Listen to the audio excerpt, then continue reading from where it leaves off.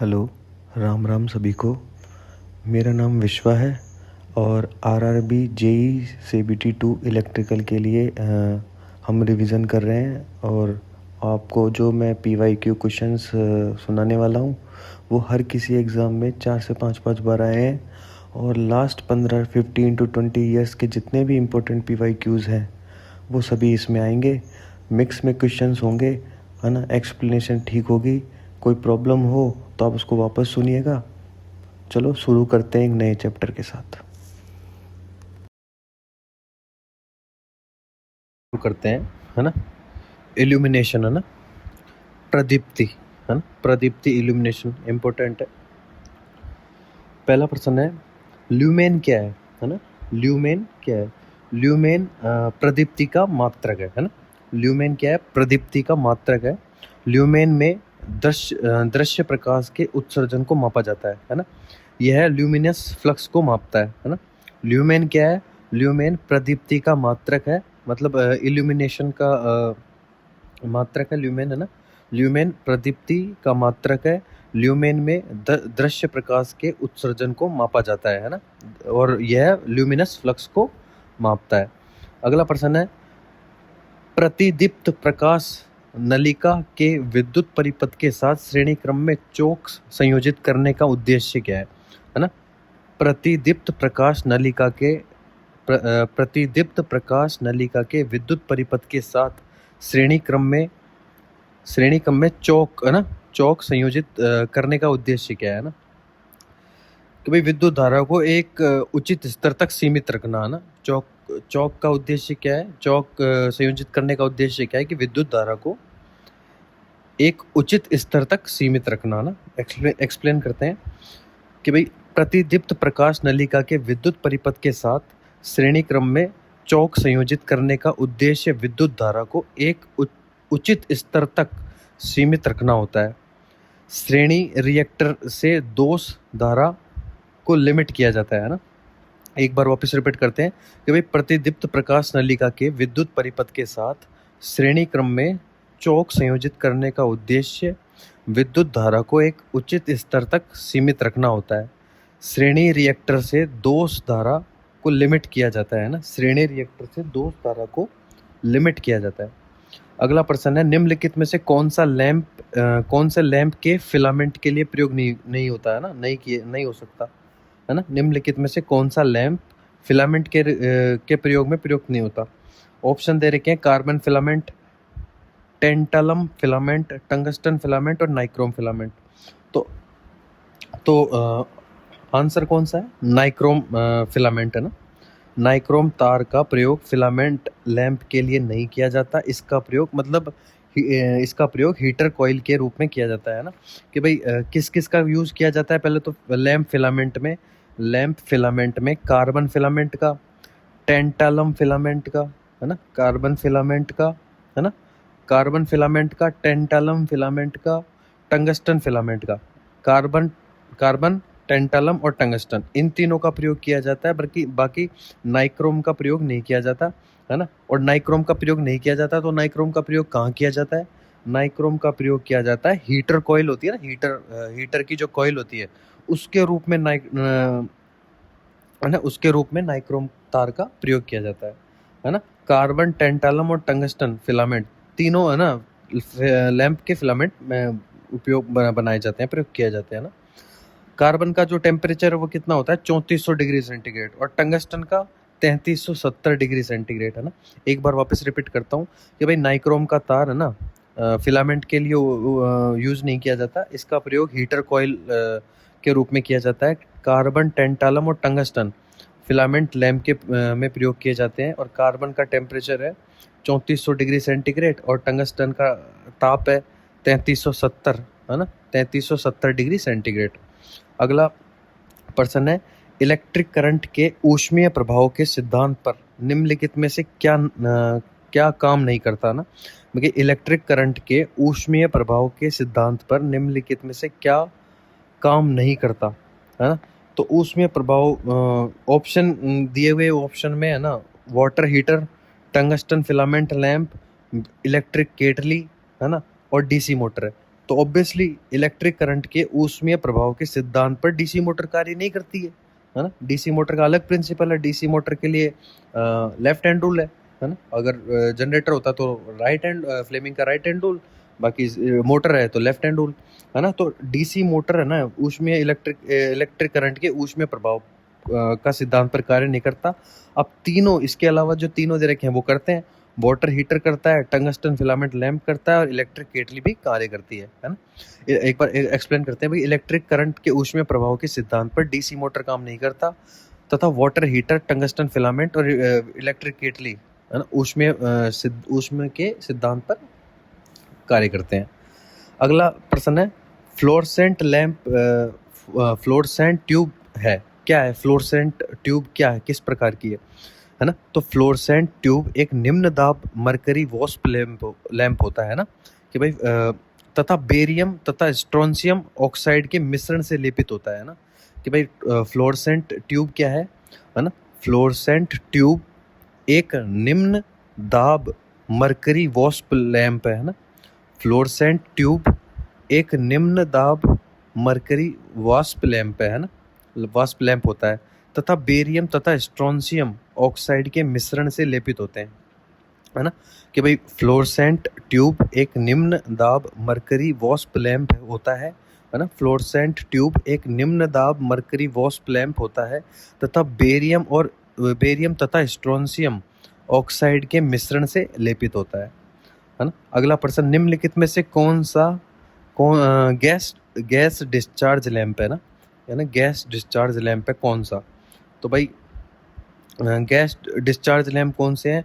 Sodium wasp lamp है ना, उच्च दाब मरकरी वास्प लैंप है, high pressure mercury vapour lamp है, और low pressure mercury vapour lamp है ना। High pressure mercury vapour lamp और low pressure mercury vapour lamp, है ना, और सोडियम वेपर लैंप, ये तीनों गैस डिस्चार्ज होने वाले लैंप है ना। सोडियम वास्प लैंप, उच्च दाब मरकरी वास्प लैंप तथा निम्न दाब मरकरी वास्प लैंप, ये सभी गैस डिस्चार्ज लैंप के उदाहरण है ना। ये तीनों ही गैस डिस्चार्ज लैंप के उदाहरण है। सोडियम वास्प, उच्च दाब मरकरी वास्प लैंप और निम्न दाब मरकरी वास्प लैंप, है ना। अगला प्रश्न है थर्मोस्टेट की द्विधातु स्ट्रिप निम्नलिखित की बनी होती है। जो थर्मोस्टेट की जो मतलब बाई मेटल स्ट्रिप है ना, द्विधातु स्ट्रिप निम्नलिखित की बनी होती है। तो भाई थर्मोस्टेट की द्विधातु, है ना, थर्मोस्टेट की द्विधातु स्ट्रिप, है ना, किसकी बनी होती है?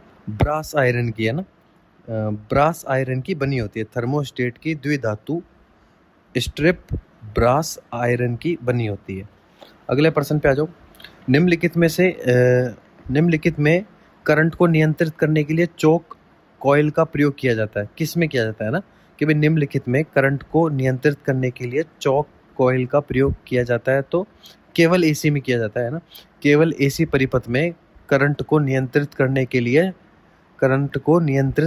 लिए चौक कॉइल का प्रयोग किया जाता है, तथा यह ट्यूब लैंप के लिए पहले से निश्चित आर्क धारा को बढ़ने से रोकता है ना।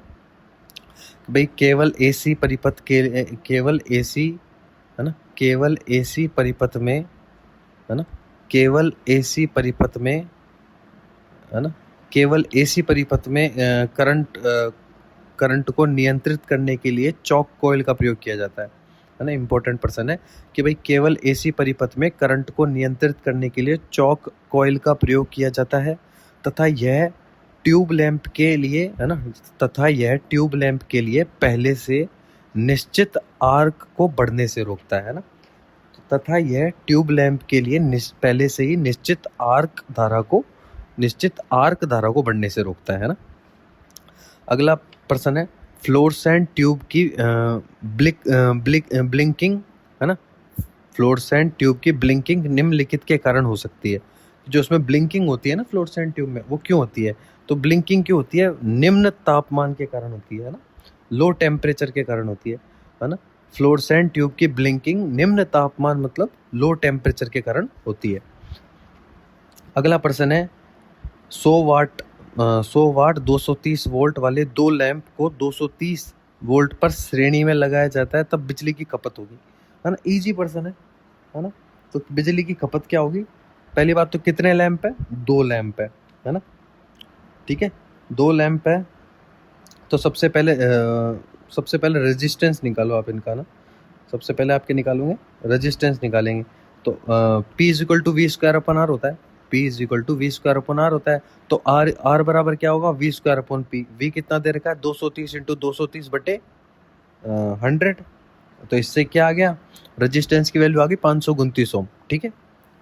529 ओम रेजिस्टेंस की वैल्यू आ गई। अब अपन को बिजली की खपत निकालनी है ना। बिजली की खपत निकालनी है तो P is equal to I square R, है ना। P is equal to I square R से अपन निकाल देंगे, है ना।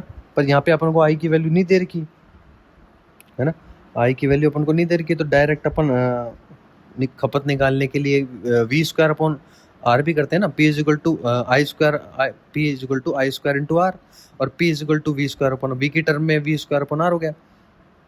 हाँ तो अपन ने आर निकाल ही लिया, है ना। रेजिस्टेंस अपन ने निकाल लिया, 529 ओम आ गया, है ना। मतलब P is equal to V square upon R, तो R is equal to V square upon P।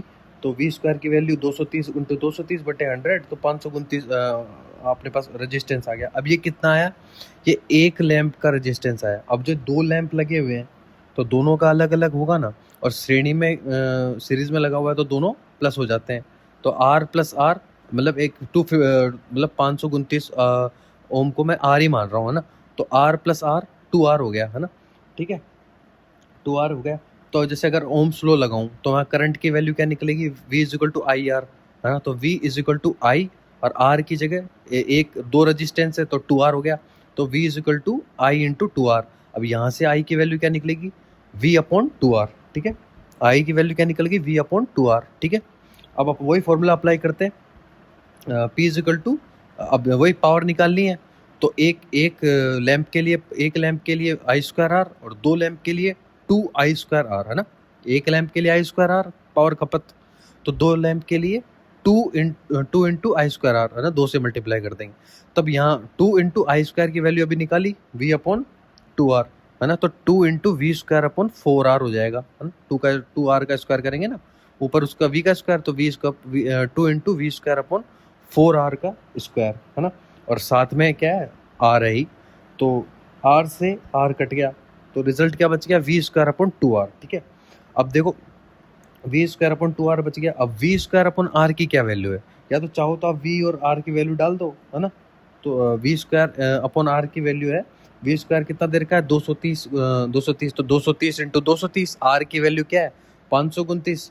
तो 23 और 230 का जो है ना, 230 इंटू 230 वही तो इससे कितना आ जाएगा? 100, अपना 100 आ जाएगा ना।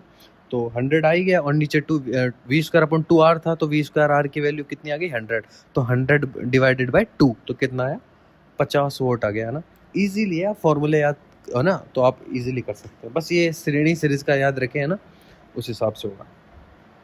अगला प्रश्न है, एक फोटो इलेक्ट्रिक, है ना, एक फोटो इलेक्ट्रिक युक्ति जिसमें धातु का प्रतिरोध इस युक्ति पर पड़ने वाले प्रकाश के अनुपात में परिवर्तित होता है कहलाती है ना। एक फोटो इलेक्ट्रिक युक्ति जिसमें धातु का प्रतिरोध इस युक्ति पर पड़ने वाले प्रकाश के अनुपात में परिवर्तित होता है कहलाती है। तो क्या कहलाती है? वही फोटो कंडक्टिव सेल, है ना, फोटो कंडक्टिव सेल कहलाती है। कि भाई एक फोटो इलेक्ट्रिक युक्ति जिसमें धातु का प्रतिरोध, है ना, एक फोटो इलेक्ट्रिक युक्ति जिसमें धातु का प्रतिरोध एक फोटो इलेक्ट्रिक युक्ति जिसमें धातु का प्रतिरोध इस युक्ति पर पड़ने वाले प्रकाश के अनुपात में परिवर्तित होता है, प्रकाश चालक सेल कहलाता है ना। कि भाई एक फोटो इलेक्ट्रिक युक्ति जिसमें धातु का प्रतिरोध इस युक्ति पर पड़ने वाले प्रकाश के अनुपात में परिवर्तित होता है, प्रकाश चालक सेल कहलाता है ना। एक फोटो इलेक्ट्रिक युक्ति जिसमें धातु का प्रतिरोध इस युक्ति पर पड़ने वाले प्रकाश के अनुपात में परिवर्तित होता है ना, प्रकाश चालक सेल कहलाता है ना। एक फोटो इलेक्ट्रिक युक्ति जिसमें धातु का प्रतिरोध इस युक्ति पर पड़ने वाले प्रकाश के अनुपात में परिवर्तित होता है, प्रकाश चालक सेल कहलाता है ना। अगला प्रश्न, प्रदीप्ति के संदर्भ में अवमूल्यन गुणांक मतलब डेप्रिसिएशन फैक्टर है ना, डेप्रिसिएशन फैक्टर क्या बतलाता है ना, प्रदीप्ति के संदर्भ में डेप्रिसिएशन फैक्टर मतलब अवमूल्यन गुणांक क्या बतलाता है? ये बताता है कि भाई लैंपों से प्राप्त प्रकाश में कमी हो रही है, ये बताता है ना कि भाई प्रदीप्ति के संदर्भ में अवमूल्यन गुणांक लैंपों से प्राप्त प्रकाश में कमी बतलाता है ना। जब लैंप या ग्लोब या परावर्तक पर धूल, मैल इत्यादि जम जाती है तब प्रकाश की विकिरणता प्रभावित होती है। इस प्रकार धूल भरी दीवार भी स्वच्छ दीवारों की अपेक्षा कम प्रकाश विकिरण करती है। इस प्रकार की सभी हानियां अवमूल्यन गुणांक कहलाती है। और अवमूल्यन गुणांक बराबर वास्तविक दशा में प्रदीपन बटे जब सभी वस्तुएं पूर्ण रूप से साफ हो, है ना। अवमूल्यन गुणांक मतलब depreciation factor is equal to वास्तविक दशा में प्रदीपन, है ना, प्रदीपन अपॉन जब सभी वस्तुएं पूर्ण रूप से साफ हो। एक बार वापस रिपीट करता हूँ कि भाई प्रदीप्ति के संदर्भ में अवमूल्यन गुणांक लैंपों से प्राप्त प्रकाश में कमी बतलाता है। जब लैंप या ग्लोब या परावर्तक पर धूल, मैल इत्यादि जमा हो जाती है तब प्रकाश की विकिरणता प्रभावित हो जाती है। इस प्रकार धूल भरी दीवार भी स्वच्छ दीवारों की अपेक्षा कम प्रकाश विकिरण करती है। इस प्रकार की सभी हानियां अवमूल्यन गुणांक कहलाती है। और अवमूल्यन गुणांक बराबर वास्तविक दशा में प्रदीपन अपॉन जब सभी वस्तुएं पूर्ण रूप से साफ हो। अगला प्रश्न है प्रकाश स्रोत, है ना, प्रकाश स्रोत से किसी सतह पर इल्यूमिनेशन किस पर निर्भर करती है ना। भाई प्रकाश स्रोत से किसी सतह पर इल्यूमिनेशन किस पर निर्भर करती है, मतलब सोर्स ऑफ लाइट, है ना, सोर्स ऑफ लाइट से किसी सतह पर इल्यूमिनेशन किस पर निर्भर करती है ना। तो ये करती है दूरी के वर्ग के प्रतिलोम समानुपाती, है ना, इनवर्सली प्रोपोर्शनल हो, है ना, कि भाई प्रकाश स्रोत से, है ना, प्रकाश स्रोत से किसी सतह पर प्रदीप्ति दूरी के वर्ग से प्रतिलोम समानुपाती होती है ना। व्युत्क्रम वर्ग नियम किसी प्रकाश स्रोत द्वारा किसी प्रकाशित तल पर पहुंचने वाली प्रदीप्ति उस तल से प्रकाश स्रोत की दूरी के वर्ग के व्युत्क्रमानुपाती तथा प्रदीप्ति तीव्रता के अनुक्रमानुपाती होती है ना। ई प्रोपोर्शनल 1/d², है ना, ई प्रोपोर्शनल 1/d²। इस प्रकार प्रकाशित तल की प्रकाश स्रोत से दूरी को दोगुना कर देने पर प्रदीप्ति क्षेत्रफल 4 गुना हो जाता है। प्रदीप्ति का मान चौथाई रह जाता है ना। एक बार वापस रिपीट करता हूँ भाई, जो सोर्स ऑफ लाइट में से किसी सतह पर इल्यूमिनेशन किस पर निर्भर करती है, तो दूरी के वर्ग के प्रतिलोम समानुपाती होती है ना। प्रकाश एक्सप्लेन करता हूँ कि भाई प्रकाश स्रोत से किसी सतह पर प्रदीप्ति दूरी के वर्ग से प्रतिलोम समानुपाती होता है ना।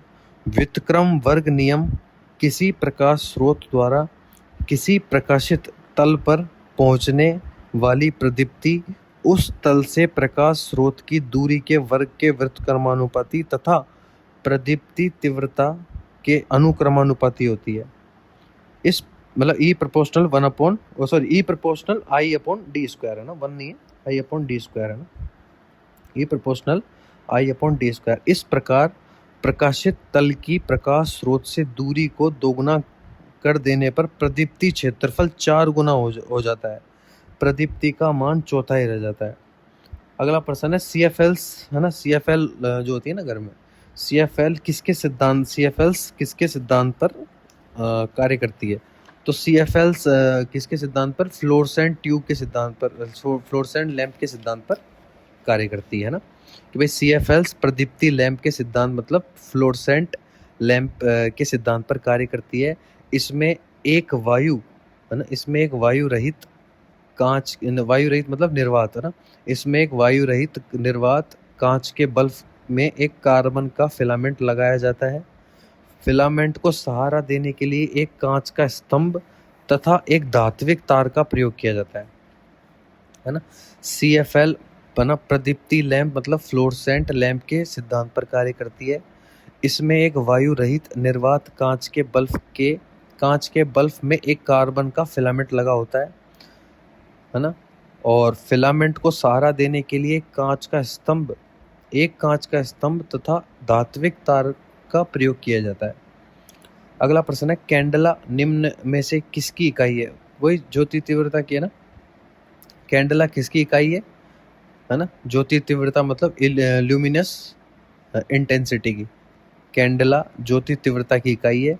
किसी प्रकाश स्रोत में किसी विशेष दिशा में प्रति इकाई सॉलिड कोण में उत्पन्न ल्यूमिनस को ल्यूमिनस तीव्रता या ज्योति तीव्रता कहते हैं, है ना भाई। एक बार रिपीट करता हूँ, कैंडला ज्योति तीव्रता की इकाई है, मतलब ल्यूमिनस इंटेंसिटी की इकाई है।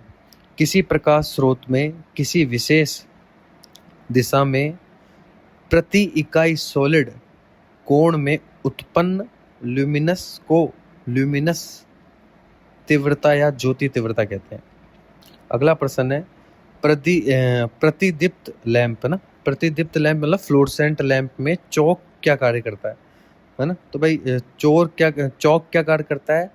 प्रारंभ में आर्क प्रारंभ करने के लिए उच्च वोल्टता उत्पन्न करता है ना। प्रदीप्ति लैंप में चौक प्रारंभ में आर्क प्रारंभ करने के लिए उच्च वोल्टता उत्पन्न करता है ना भाई।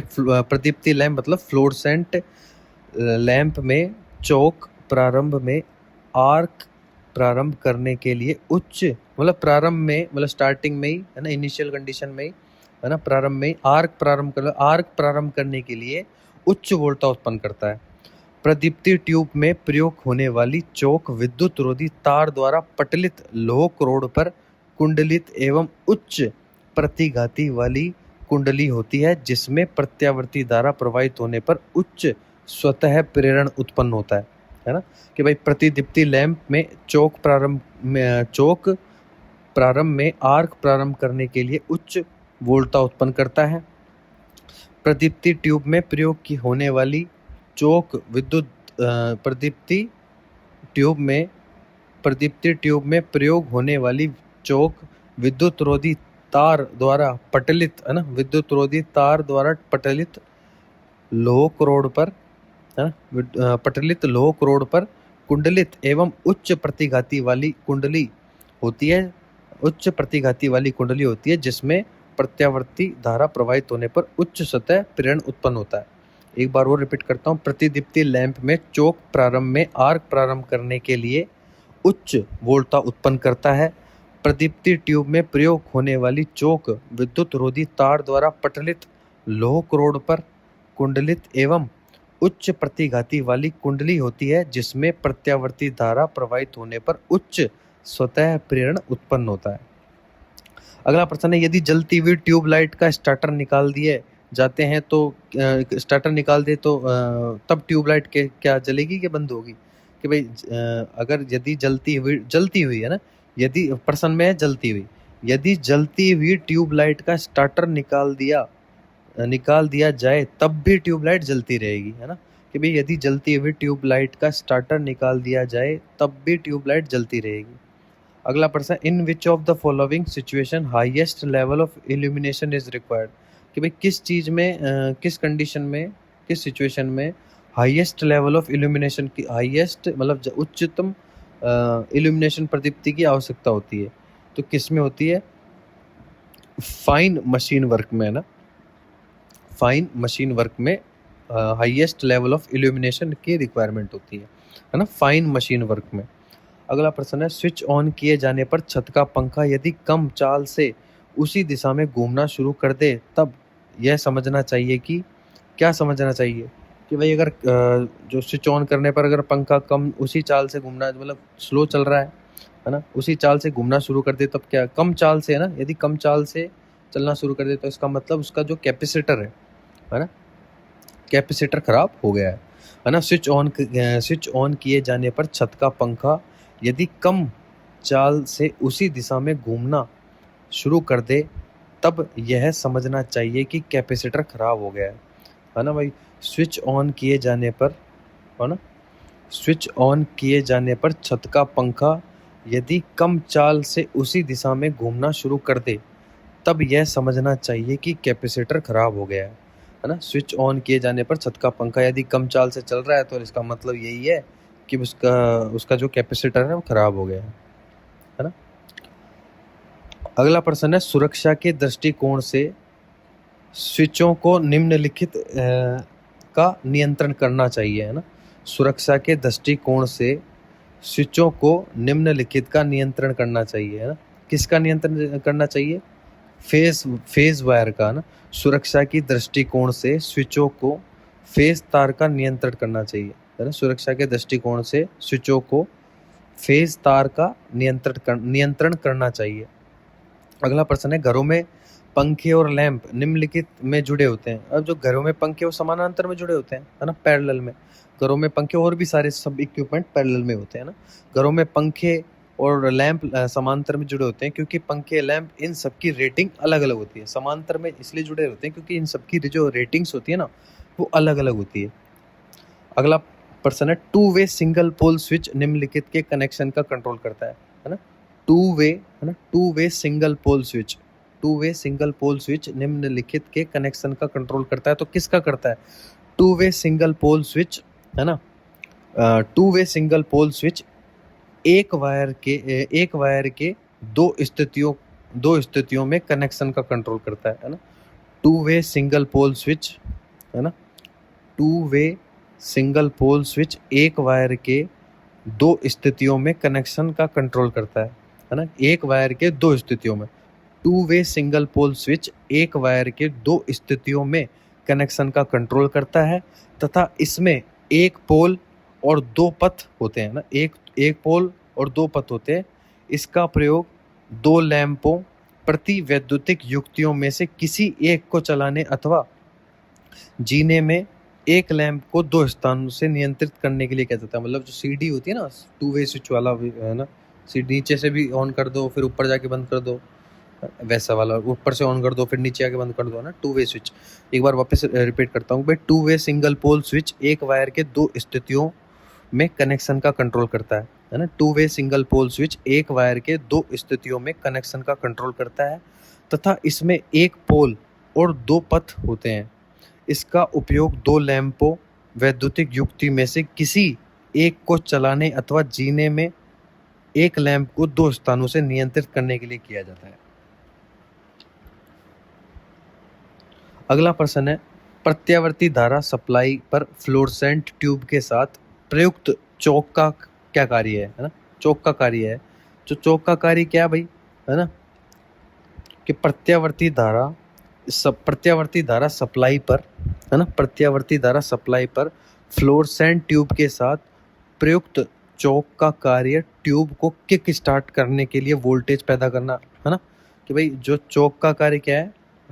चौक का कार्य ट्यूब को, है ना, चौक का कार्य ट्यूब को किक स्टार्ट करने के लिए वोल्टेज पैदा करना तथा चलाते समय ट्यूब की डिस्चार्ज करंट के परिणाम को सीमित करना, है ना। दो कार्य कि भाई प्रत्यावर्ती धारा सप्लाई पर फ्लोरेसेंट ट्यूब के साथ प्रयुक्त चौक का कार्य ट्यूब को किक स्टार्ट करने के लिए वोल्टेज पैदा करना, है ना।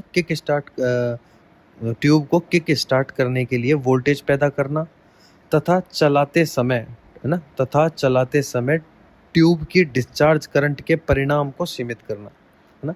बाकी प्रत्यावर्ती धारा सप्लाई पर फ्लोरेसेंट ट्यूब के साथ प्रयुक्त चौक का कार्य ट्यूब को किक स्टार्ट करने के लिए वोल्टेज पैदा करना तथा चलाते समय ट्यूब की डिस्चार्ज करंट के परिणाम को सीमित करना, है ना।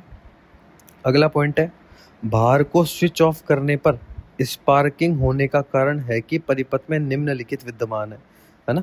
भार को स्विच ऑफ करने पर स्पार्किंग होने का कारण है कि परिपथ में निम्नलिखित विद्यमान है। तो क्या विद्यमान है? परिपथ में इंडक्टेंस विद्यमान है ना। भार को स्विच ऑफ करने पर स्पार्किंग होने का कारण यह है परिपथ में कि परिपथ में अभी, है ना, हाई इंडक्टेंस मतलब उच्च प्रेरक विद्यमान है ना। भार को स्विच ऑफ करने पर स्पार्किंग होने का कारण है कि परिपथ में उच्च प्रेरक विद्यमान है, मतलब हाई इंडक्टेंस अवेलेबल है ना, विद्यमान है। अगला प्रश्न, है ना, जैसा कि चित्र में प्रदर्शित है कि सप्लाई पर किसी अप्लायंस के साथ श्रेणी में एक टेस्ट लैंप लगाया जाता है ना, एक टेस्ट लैंप लगाया जाता है, ठीक है। तो हाँ, टेस्ट लैंप लगाया जाता है, तो भाई क्या है कि भाई पी और मतलब पॉजिटिव और न्यूट्रल आ रहे हैं, है ना, और एक बल्ब बल्ब लगा हुआ है। तो टेस्ट लैंप यदि न जले, है ना, जो टेस्ट लैंप है न जले, तो इससे क्या पता चलता है ना, कि भाई कि भाई जैसा कि चित्र में दर्शाया गया है कि सप्लाई, मतलब एक लैंप है, उसको सप्लाई दे रहे हैं, मतलब लैंप को अपन सप्लाई दे रहे हैं, सप्लाई पर किसी अप्लायंस के साथ श्रेणी में एक टेस्ट लैंप लगाया जाता है, मतलब सप्लाई के साथ किसी एक अप्लायंस के साथ श्रेणी में अपना एक टेस्ट लैंप लगाया गया है। और टेस्ट लैंप यदि न जले, है ना, उस ग्लो नहीं करता है, तो इससे क्या पता चलता है, तो इससे यही पता चलता है कि एलिमेंट है ना, जो बीच में एलिमेंट है वो बीच में कहीं से टूटा हुआ है ना, एलिमेंट कहीं से बीच में टूट गया, इसीलिए तो नहीं जल रहा। अगर सप्लाई प्रॉपर होगी तो ऑब्वियसली जलेगा, है ना, तो एलिमेंट कहीं से बीच में टूट गया है। अगला प्रश्न है, ट्यूबलाइट परिपथ में उच्च वोल्टेज का प्रवाह निम्नलिखित द्वारा उत्पन्न होता है ना। तो ट्यूबलाइट परिपथ में उच्च वोल्टेज का प्रवाह निम्नलिखित द्वारा उत्पन्न होता है, तो किसके द्वारा उत्पन्न होता है, चौक के द्वारा उत्पन्न होता है ना। ट्यूबलाइट परिपथ में उच्च वोल्टेज का प्रवाह चौक द्वारा उत्पन्न होता है। अगला प्रश्न है, निम्नलिखित में से कौन सा लैंप एक वर्णीय प्रकाश देगा, है ना, मोनोक्रोमेटिक लाइट देगा, है ना, एक वर्णीय प्रकाश देगा, तो कौन सा देगा, सोडियम वेपर लैंप देगा, है ना, सोडियम वेपर लैंप एक वर्णीय प्रकाश देगा। सोडियम वाष्प को प्रकाश के रूप में प्रयोग करके उच्चतम ल्यूमिनस दक्षता प्राप्त की जा सकती है, तथा सोडियम वाष्प एक वर्णीय नारंगी पीला प्रकाश देता है, इसमें जिसमें वस्तुएं स्लेटी भी प्रतीत होती है ना, वस्तुएं स्लेटी भी प्रतीत होती है। इसका प्रयोग अधिक ट्रैफिक वाले रास्ते तथा सड़क चौराहों पर किया जाता है। यह 220 वोल्ट एसी पर कार्य करती है। इसका कार्य सिर्फ मरकरी वाष्प लैंप से मिलता जुलता है ना। एक बार वापस रिपीट करता हूँ कि भाई सोडियम वेपर लैंप एक वर्णीय प्रकाश देगा, है ना, एक वर्णीय प्रकाश देता है।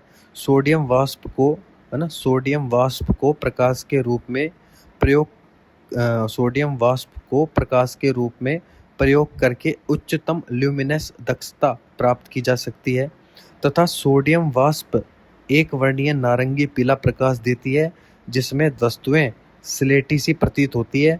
इसका प्रयोग अधिक ट्रैफिक वाले रास्ते तथा सड़क चौराहों पर किया जाता है।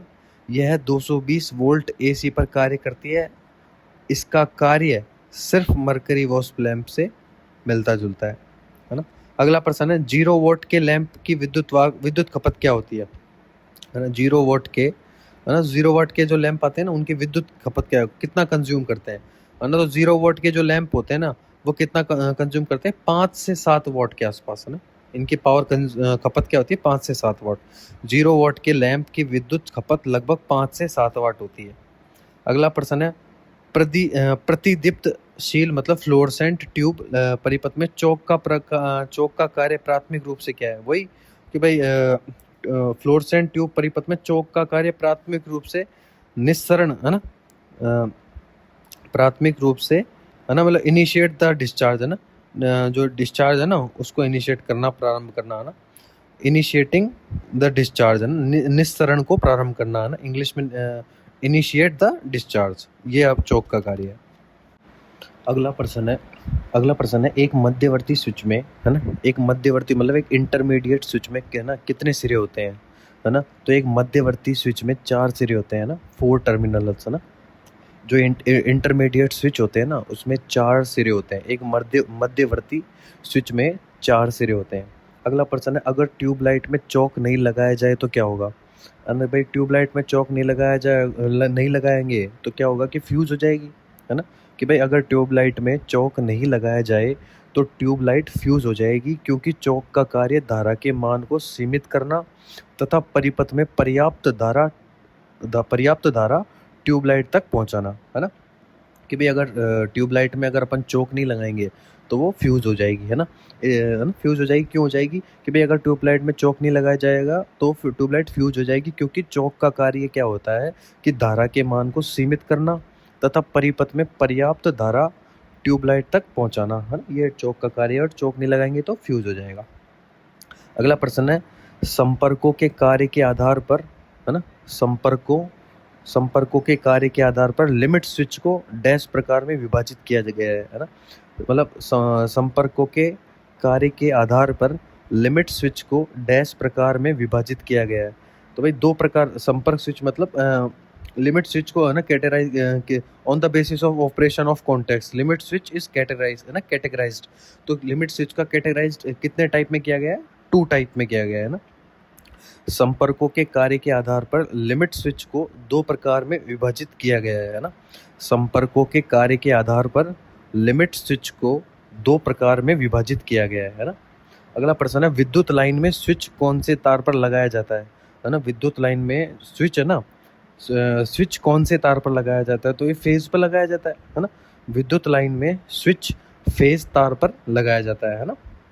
विद्युत लाइन में स्विच फेज तार पर लगाया जाता है और स्विच वह युक्ति होती है जो परिपथ को ऑन और या ऑफ करने का कार्य करती है। अगला प्रश्न है इलेक्ट्रिक सर्किट में को अति गर्म होने से कैसे बचाया जा सकता है? जो इलेक्ट्रिक सर्किट है वो ज़्यादा गर्म हो जाए तो उसको कैसे बचाएंगे? तो उसको बचाएंगे फ्यूज़ से है ना। फ्यूज़ का कार्य क्या है ना अति भारण मतलब अति जो गर्म होता है ना ज़्यादा राइज टेम्परेचर हो जाता है तो उसकी वजह से अपन फ्यूज़ का यूज़ करते हैं। तो एक्सप्लेन करते हैं कि भाई विद्युत परिपथ को अति गर्म होने से बचाने के लिए फ्यूज़ का प्रयोग करते हैं। फ्यूज़ वह तकनीकी साधन जो उच्च विद्युत धारा के विरुद्ध केबलों तथा उपकरणों की रक्षा के लिए विद्युत परिपथ के श्रेणी में संयोजित किया जाता है फ्यूज़ कहलाता है ना। कि भाई फ्यूज़ परिपथ को ना विद्युत परिपथ को अति गर्म होने से बचाने के लिए फ्यूज़ का प्रयोग करते हैं है ना। विद्युत परिपथ को अति गर्म होने से बचाने के लिए फ्यूज़ का प्रयोग करते हैं। फ्यूज़ वह तकनीकी साधन जो उच्च विद्युत धारा के विरुद्ध केबलों तथा उपकरणों की रक्षा के लिए विद्युत परिपथ के श्रेणी क्रम में संयोजित किया जाता है फ्यूज़ कहलाता है। अगला पॉइंट है खुले फ्यूज़ का प्रतिरोध कितना होता है? जो ओपन फ्यूज़ है मतलब खुले फ्यूज़ का प्रतिरोध कितना होगा? अनंत होगा है ना।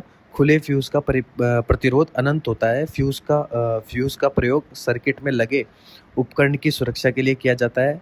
परिपथ में फ्यूज़ हमेशा श्रेणी मतलब सीरीज में लगे होते हैं और इनकी रेटिंग क्या होती है? इनकी रेटिंग एम्पियर में होती है ना। अगला प्रश्न है एक नियॉन ट्यूब के प्रचालन के लिए आवश्यक वोल्टता डैश पर निर्भर करती है ना। कि भाई नियॉन साइन ट्यूब है ना। एक नियॉन ट्यूब के प्रचालन के लिए आवश्यक वोल्टता किस पर निर्भर करती है? तो ये निर्भर करती है ट्यूब की लंबाई पर है ना। नियॉन ट्यूब एक प्रकार की कोल्ड कैथोड टाइप ट्यूब होता है ना। नियॉन ट्यूब क्या है? एक प्रकार की कोल्ड कैथोड टाइप ट्यूब होता है जिसमें किसी प्रकार का हीटिंग एलिमेंट नहीं होता और इसकी initial electric discharge high voltage है ना हाई वोल्टेज अबाउट 3 kV पर होता है। इसका प्रयोग अधिकतर विज्ञापन तथा सजावट के लिए किया जाता है। इसकी लंबाई 2 मीटर से 5 मीटर तक हो सकती है। इसमें स्टेप अप ट्रांसफार्मर का प्रयोग किया जाता है। 2 kV से 5 kV सिंगल फेज AC यह नलिका की लंबाई पर निर्भर करती है ना। एक बार वापस रिपीट करता हूँ। जो इसका प्रचालन के लिए आवश्यक नियॉन ट्यूब में के प्रचालन के लिए आवश्यक वोल्टता किस पर निर्भर करती है? ट्यूब की लंबाई पर निर्भर करती है हाँ। कि भाई नियॉन ट्यूब एक प्रकार की कोल्ड कैथोड टाइप ट्यूब होता है ना। कोल्ड कैथोड टाइप ट्यूब होता है जिसमें किसी प्रकार का हीटिंग एलिमेंट नहीं होता है और इसकी initial electric discharge high voltage पर होता है। हाई वोल्टेज अबाउट कितना होता है? अबाउट 3 kV के आसपास है ना।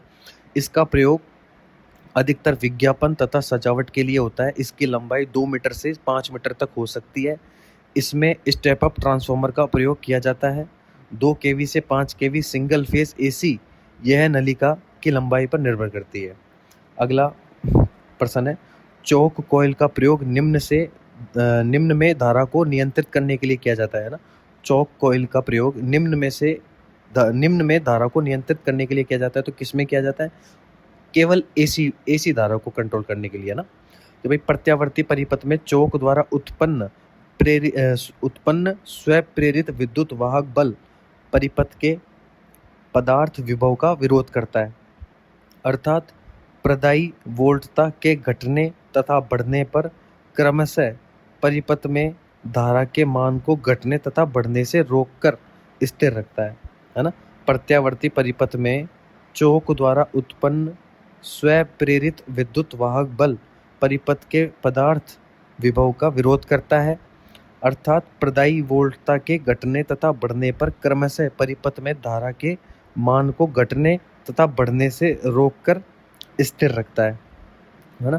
कि भाई प्रत्यावर्ती परिपथ में चौक द्वारा उत्पन्न स्वप्रेरित विद्युत वाहक बल परिपथ के पदार्थ विभव का विरोध करता है। अर्थात प्रदायी वोल्टता के घटने तथा बढ़ने पर क्रमशः परिपथ में धारा के मान को घटने तथा बढ़ने से रोककर स्थिर रखता है। जबकि दिष्ट धारा प्रदाय के जबकि दिष्ट मतलब डीसी में क्या होता है, जबकि दिष्ट धारा प्रदाय के उपयोग में दिष्ट धारा को उच्च प्रतिरोधी चौक द्वारा नियंत्रित किया जाता है। चौक के कारण परिपथ के प्रतिबाधा बढ़ती है ना। चौक के कारण परिपथ के प्रतिबाधा बढ़ती है। फलस्वरूप परिपथ में धारा का मान कम हो जाता है और ट्यूब का सुरक्षा गुणांक बढ़ जाता है ना। एक बार वापस रिपीट करता हूँ कि भाई प्रत्यावर्ती परिपथ में है ना, प्रत्यावर्ती परिपथ में चौक द्वारा उत्पन्न स्वप्रेरित विद्युत वाहक बल परिपथ के पदार्थ विभव का विरोध करता है। अर्थात प्रदायी वोल्टता के घटने तथा बढ़ने पर क्रमशः परिपथ में धारा के मान को घटने तथा बढ़ने से रोककर स्थिर रखता है। जबकि दिष्ट धारा प्रदाय के उपयोग में दिष्ट धारा को उच्च प्रतिरोधी चौक द्वारा नियंत्रित किया जाता है। चौक के कारण परिपथ के प्रतिबाधा बढ़ती है ना। फलस्वरूप परिपथ में धारा का मान कम हो जाता है और ट्यूब का सुरक्षा गुणांक बढ़ जाता है। अगला प्रश्न है, एक बिजली के लैंप को 100 वाट 220 वोल्ट के ट्यूब में 220 वोल्ट के रूप में चिन्हित किया गया है, फिलामेंट का प्रतिरोध कितना होगा है ना। एक बिजली का लैंप 100 वाट और 220 वोल्ट के रूप में चिन्हित किया गया है, फिलामेंट का प्रतिरोध क्या होगा। तो भाई प्रतिरोध निकालना है तो सबसे पहले पावर वाला फॉर्मूला पता होना चाहिए आपको है ना। P equal to V square upon R है ना। तो R is equal to V square upon P. तो वी स्क्वायर मतलब 220 इंटू 220 अपॉन पी मतलब 100। तो कितना आ गया 484 ओम 484 ओम रेजिस्टेंस आ गया ना। अगला प्रश्न है, फ्लोरेसेंट ट्यूब के टिमटिमाने का कारण क्या हो सकता है ना। फ्लोरेसेंट ट्यूब के टिमटिमाने का कारण क्या हो सकता है मतलब फ्लोरेसेंट ट्यूब के इसमें 4 ऑप्शन दे रखे हैं है ना। तो ढीला संपर्क है ना, निम्न परिपथ वोल्टता और खराब स्टार्टर है ना। तो इनमें से कोई नहीं इसका आंसर होगा है ना। कि भाई ढीला संपर्क है ना, फ्लोरेसेंट ट्यूब के टिमटिमाने का कारण कुछ और है ना। ढीला संपर्क नहीं है, निम्न परिपथ वोल्टता भी नहीं है और खराब स्टार्टर भी नहीं है। अगला प्रश्न है, स्विच का कार्य है। तो भाई स्विच का कार्य क्या है ना। जो सर्किट है अपना इलेक्ट्रिक सर्किट है उसको ओपन और क्लोज करना, यही कार्य है किसका, स्विच का है ना। स्विच एक लो वोल्टेज कंट्रोल डिवाइस है ना। स्विच एक लो वोल्टेज कंट्रोल्ड डिवाइस है जो परिपथ को ओपन तथा क्लोज करने में प्रयोग की जाती है ना। लो वोल्टेज स्विच कितना है 250 वोल्ट और हाई वोल्टेज स्विच 250 से 650 वोल्ट है ना। लो वोल्टेज स्विच है ना कितनी रेटिंग के आसपास 250 वोल्ट और हाई वोल्टेज स्विच 250 से 650 वोल्ट। अगला प्रश्न है, प्रकाश डैश द्वारा प्रकाशिक तंतु के साथ चलता है ना।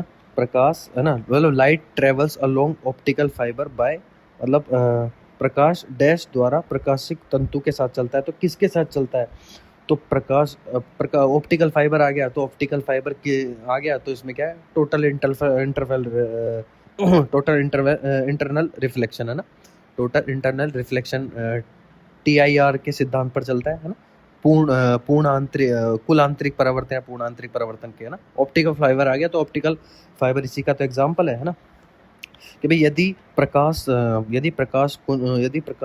पुंज है ना, यदि प्रकाश पुंज राउंडरी पर क्रिटिकल कोण से अधिक है ना, मतलब प्रकाश पुंज है ना, प्रकाश पुंज राउंडरी पर है ना, सॉरी राउंडरी पर क्रिटिकल कोण से अधिक कोण पर आपतित होता है ना। क्रिटिकल कोण से अधिक कोण पर आपतित होता है तब उसका है ना बाउंड्री पर पूर्ण आंतरिक मतलब क्या है ये ना ऑप्टिकल फाइबर में है ना, ऑप्टिकल फाइबर आ जाएगा तो आपको एग्जांपल किसका है ये, ऑप्टिकल फाइबर में जो सिद्धांत पर काम करता है वो कौन सा है, पूर्ण आंतरिक परावर्तन, मतलब टोटल इंटरनल रिफ्लेक्शन है ना, उसके सिद्धांत पर काम करता है ना। यदि प्रकाश, इसमें क्या है कि यदि प्रकाश कुंज है ना, यदि प्रकाश कुंज बाउंड्री पर क्रिटिकल कोण से है ना, जो क्रिटिकल कोण से अधिक कोण पर आपतित करता है तो इसका बाउंड्री पर पूर्ण परावर्तन हो जाता है, तथा परावर्तित पुंज नॉर्मल से दूसरी ओर समान कोण पर उसी पदार्थ में चलता है जिससे यह आपतित हुआ है ना, जिसमें यह आपतित हुआ है।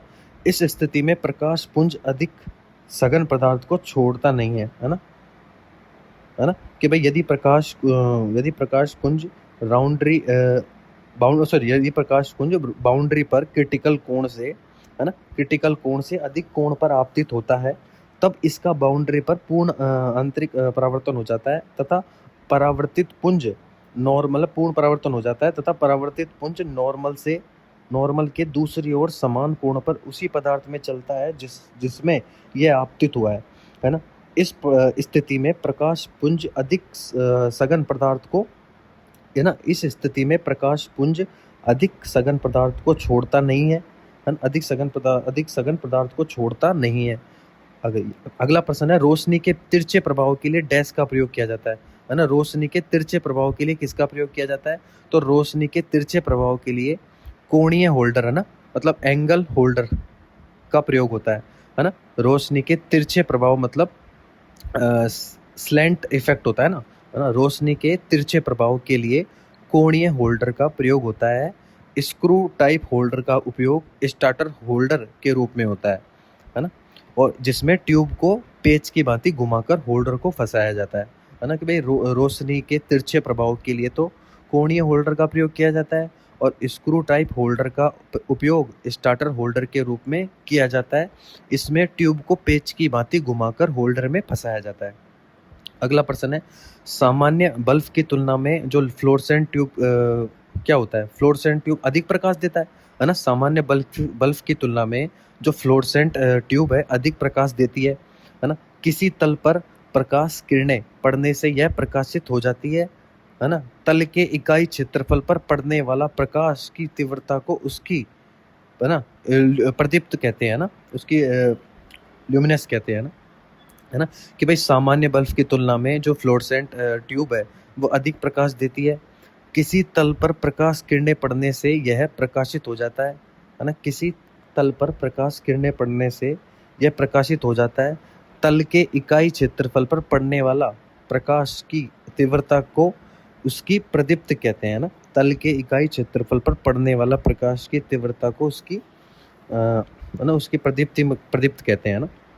अगला प्रश्न है, जब प्रतिदीप्त दीप के साथ है ना, जब प्रतिदीप्त दीप के साथ शक्ति मतलब पावर फैक्टर सुधारने के लिए कैपेसिटर का प्रयोग किया जाता है तो शक्ति गुणांक कितना हो जाता है ना, कि भाई जब प्रतिदीप्त दीप के साथ है ना, जब प्रतिदीप्त दीप के साथ पावर फैक्टर सुधारने के लिए कैपेसिटर का प्रयोग किया जाता है तो शक्ति गुणांक क्या हो जाता है, शक्ति गुणांक 100% हो जाता है, पावर फैक्टर 100% हो जाता है। जब प्रतिदीप्त दीप के साथ शक्ति गुणांक सुधारने के लिए कैपेसिटर का प्रयोग किया जाता है तो शक्ति गुणांक 100% हो जाता है। अगला प्रश्न है, छोटे बल्बों की एक लड़ी में 4 समांतर पथ है और केवल एक फ्लैशर बल्ब से नियंत्रित करना है तो फ्लैशर बल्ब का धारा का मान क्या होगा। यानी कि भाई छोटे बल्ब की एक लड़ी में 4 समानांतर पथ हैं और उन्हें केवल एक फ्लैशर बल्ब से नियंत्रित करना है तो फ्लैशर बल्ब का धारा मान होगा, है ना, तो फ्लैशर बल्ब का धारा मान क्या होगा, एक बल्ब की धारा मान का 4 गुना होगा, है ना।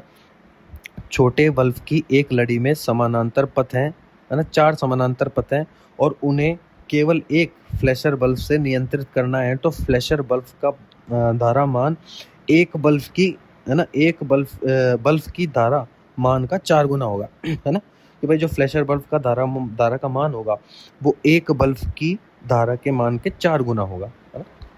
अगला प्रश्न है,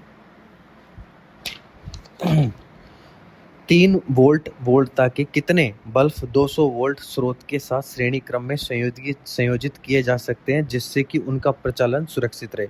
कि भाई जैसे 3 वोल्ट है ना, 3 वोल्ट वोल्टता के कितने बल्ब है ना, 3 वोल्ट वोल्टता के कितने बल्ब 200 वोल्ट स्रोत के साथ श्रेणी क्रम में संयोजित किए जाएं, है ना, किए जा सकते हैं कि जिससे प्रचालन सुरक्षित रहे। मतलब 3 वोल्ट का बल्ब लगाना है ना, तो कितने 200 वोल्ट तक के लिए कितने श्रेणी में लगा सकते हैं?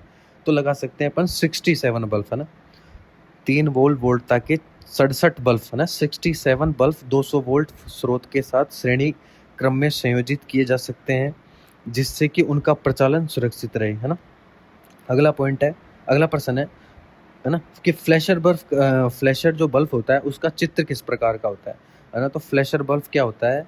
फ्लैश है ना। फ्लैश अपने घरों में देखा होगा या फिर कहीं पे किसी शादी फंक्शन में देखा होगा कि फ्लैशर बल्ब होते हैं जिनके आगे है ना, जिनके आगे मतलब एक तिकोनी सी निकली होती है ना, तिकोनी सी निकली होती है, उनको कहते हैं फ्लैशर बल्ब, है ना।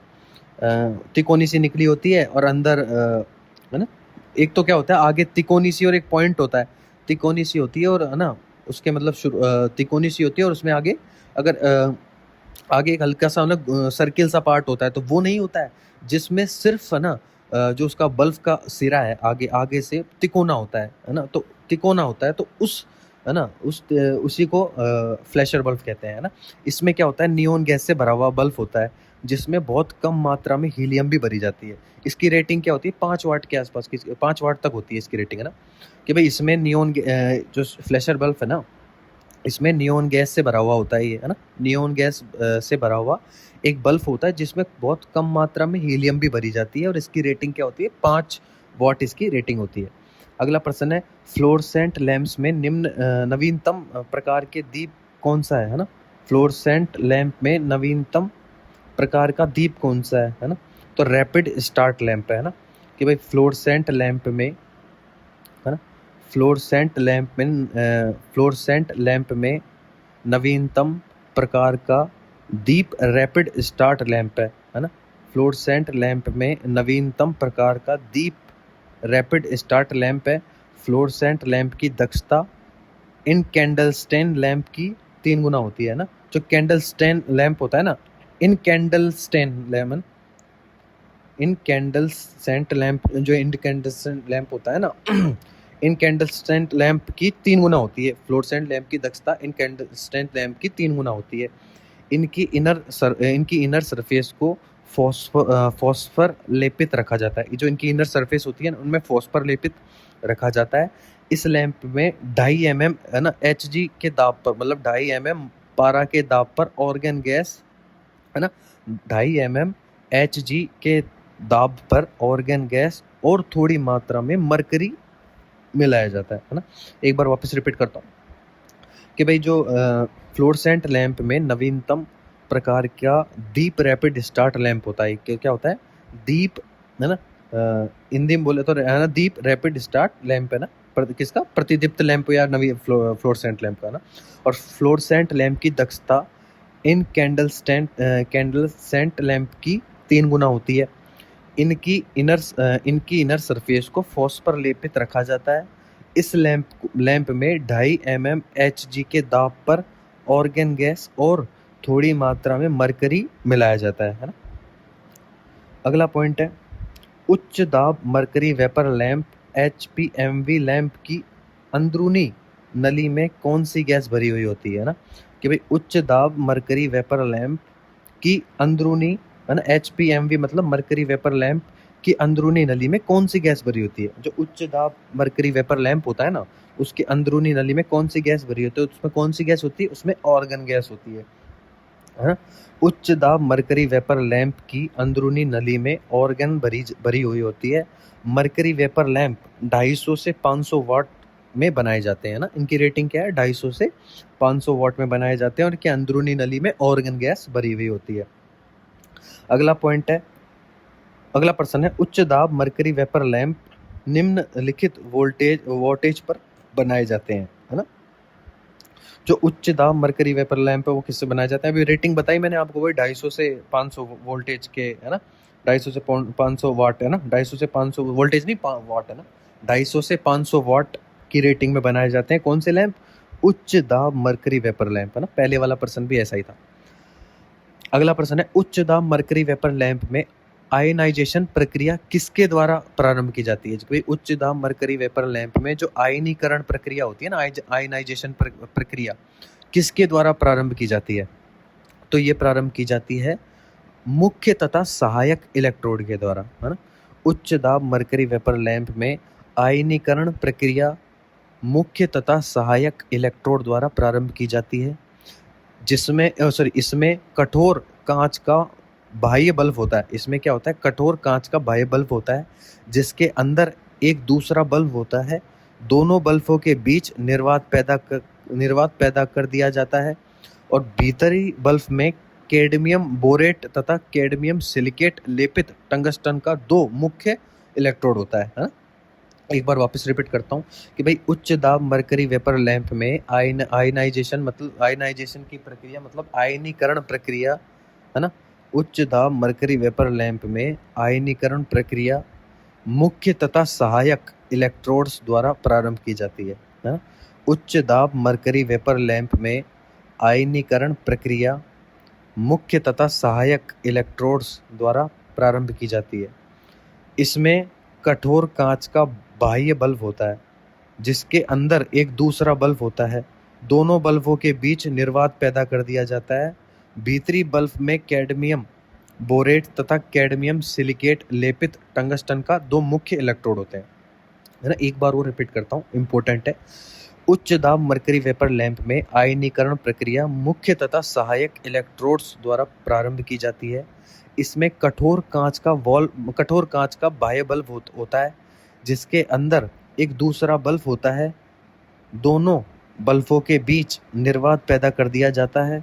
भीतरी बल्ब में कैडमियम बोरेट तथा कैडमियम सिलिकेट लेपित टंगस्टन का 2 मुख्य इलेक्ट्रोड्स होते हैं, है ना। उच्च दाब मरकरी वेपर लैंप में आयनीकरण प्रक्रिया मुख्य तथा सहायक इलेक्ट्रोड्स द्वारा प्रारंभ की जाती है। इसमें कठोर कांच का बाह्य बल्ब होता है, जिसके अंदर एक दूसरा बल्ब होता है। दोनों बल्बों के बीच निर्वात पैदा कर दिया जाता है।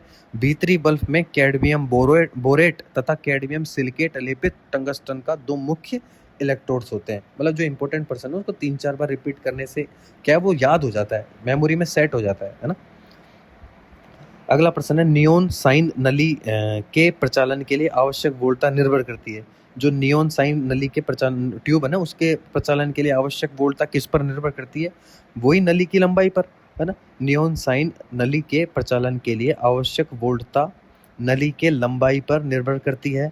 यह टेढ़ी मेढ़ी ट्यूब के रूप में होता है, जो विज्ञापन कार्य के लिए प्रयोग की जाती है। यह ट्यूब 2000 से 6000 वोल्ट पर कार्य करती है ना। 2000 से 6000 वोल्ट पर कार्य करती है।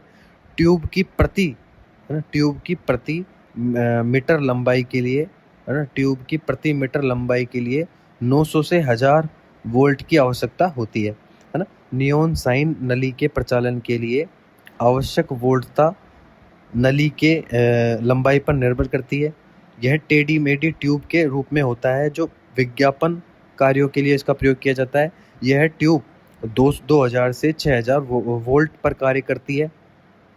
ट्यूब की प्रति मीटर लंबाई के लिए 900 से 1000 वोल्ट की आवश्यकता होती है ना। एक बार वापस रिपीट करता हूँ कि भाई नियोन साइन नली के प्रचालन के लिए आवश्यक वोल्टता नली के लंबाई पर निर्भर करती है। यह टेढ़ी मेढ़ी ट्यूब के रूप में होता है, जो विज्ञापन कार्य के लिए इसका प्रयोग किया जाता है। यह ट्यूब 2000 से 6000 वोल्ट पर कार्य करती है, और ट्यूब की प्रति मीटर लंबाई के लिए 900 से 1000 वोल्ट की आवश्यकता होती है ना। अगला प्रश्न है, नियोन साइन नली का कार्य सिद्धांत क्या है? इसका कार्य सिद्धांत क्या है? गैस विसर्जन प्रभाव, है ना। गैस विसर्जन प्रभाव इसका सिद्धांत है ना। नियोन साइन नली का कार्य सिद्धांत गैस विसर्जन प्रभाव होता है। नियोन साइन ट्यूब का अधिकतम लंबाई 5 मीटर तक होता है ना। नियोन साइन ट्यूब का, है ना, कार्य सिद्धांत क्या होता है? गैस विसर्जन प्रभाव पर होता है। नियोन साइन ट्यूब का अधिकतम लंबाई 5 मीटर होता है। अगला प्रश्न, नियोन साइन नली परिपथ में फायरमैन स्विच का संयोजन किया जाता है। नियॉन मतलब जो नियॉन साइन नली परिपथ में फायरमैन स्विच का प्रयोग किया जाता है, तो क्यों किया जाता है, किसके साथ किया जाता है ना, मुख्य स्विच के साथ किया जाता है ना। नियॉन साइन नली परिपथ में फायरमैन स्विच का संयोजन किया जाता है, किसके साथ, मुख्य स्विच के साथ, है ना। एक्सप्लेन करते हैं। नियॉन साइन नली परिपथ में फायरमैन स्विच का संयोजन इस ट्यूब के प्रचालन के लिए 900 से 1000 वोल्ट प्रति मीटर लंबाई के हिसाब से 1000 से 5000 वोल्ट तक उच्च वोल्टेज की आवश्यकता होती है ना। 1000 से 5000 वोल्ट तक उच्च वोल्टेज की आवश्यकता होती है। इन कार्य के लिए उच्च रिएक्टेंस वाला स्टेप अप ट्रांसफार्मर प्रयोग किया जाता है ना।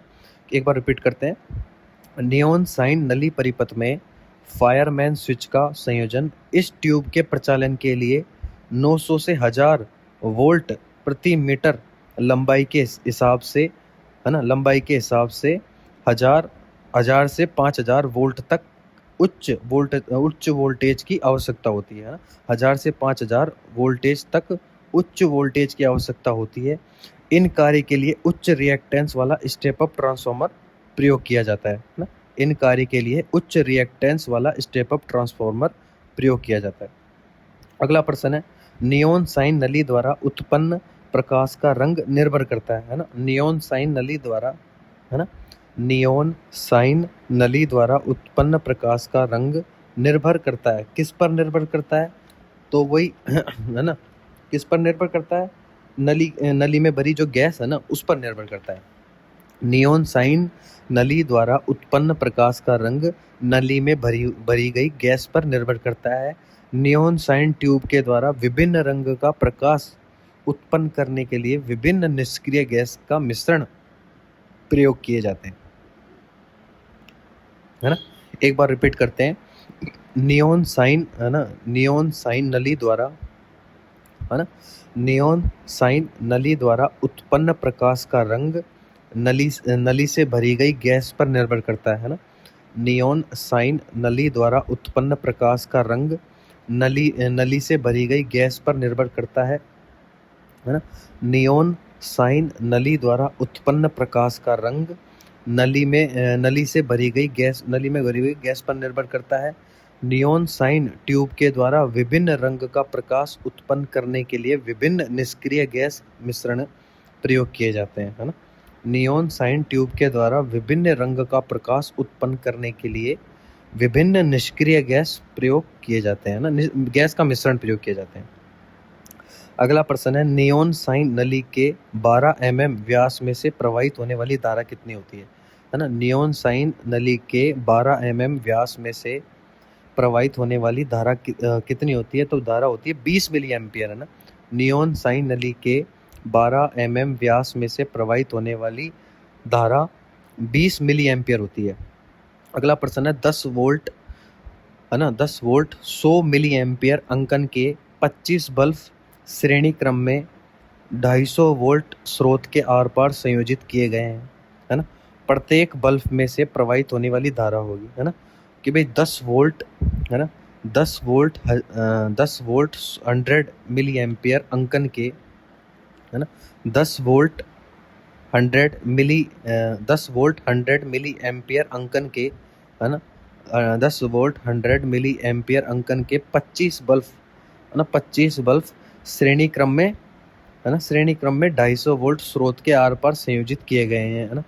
प्रत्येक बल्ब में से प्रवाहित होने वाली धारा होगी, कितनी होगी, 0.1 एम्पियर होगी।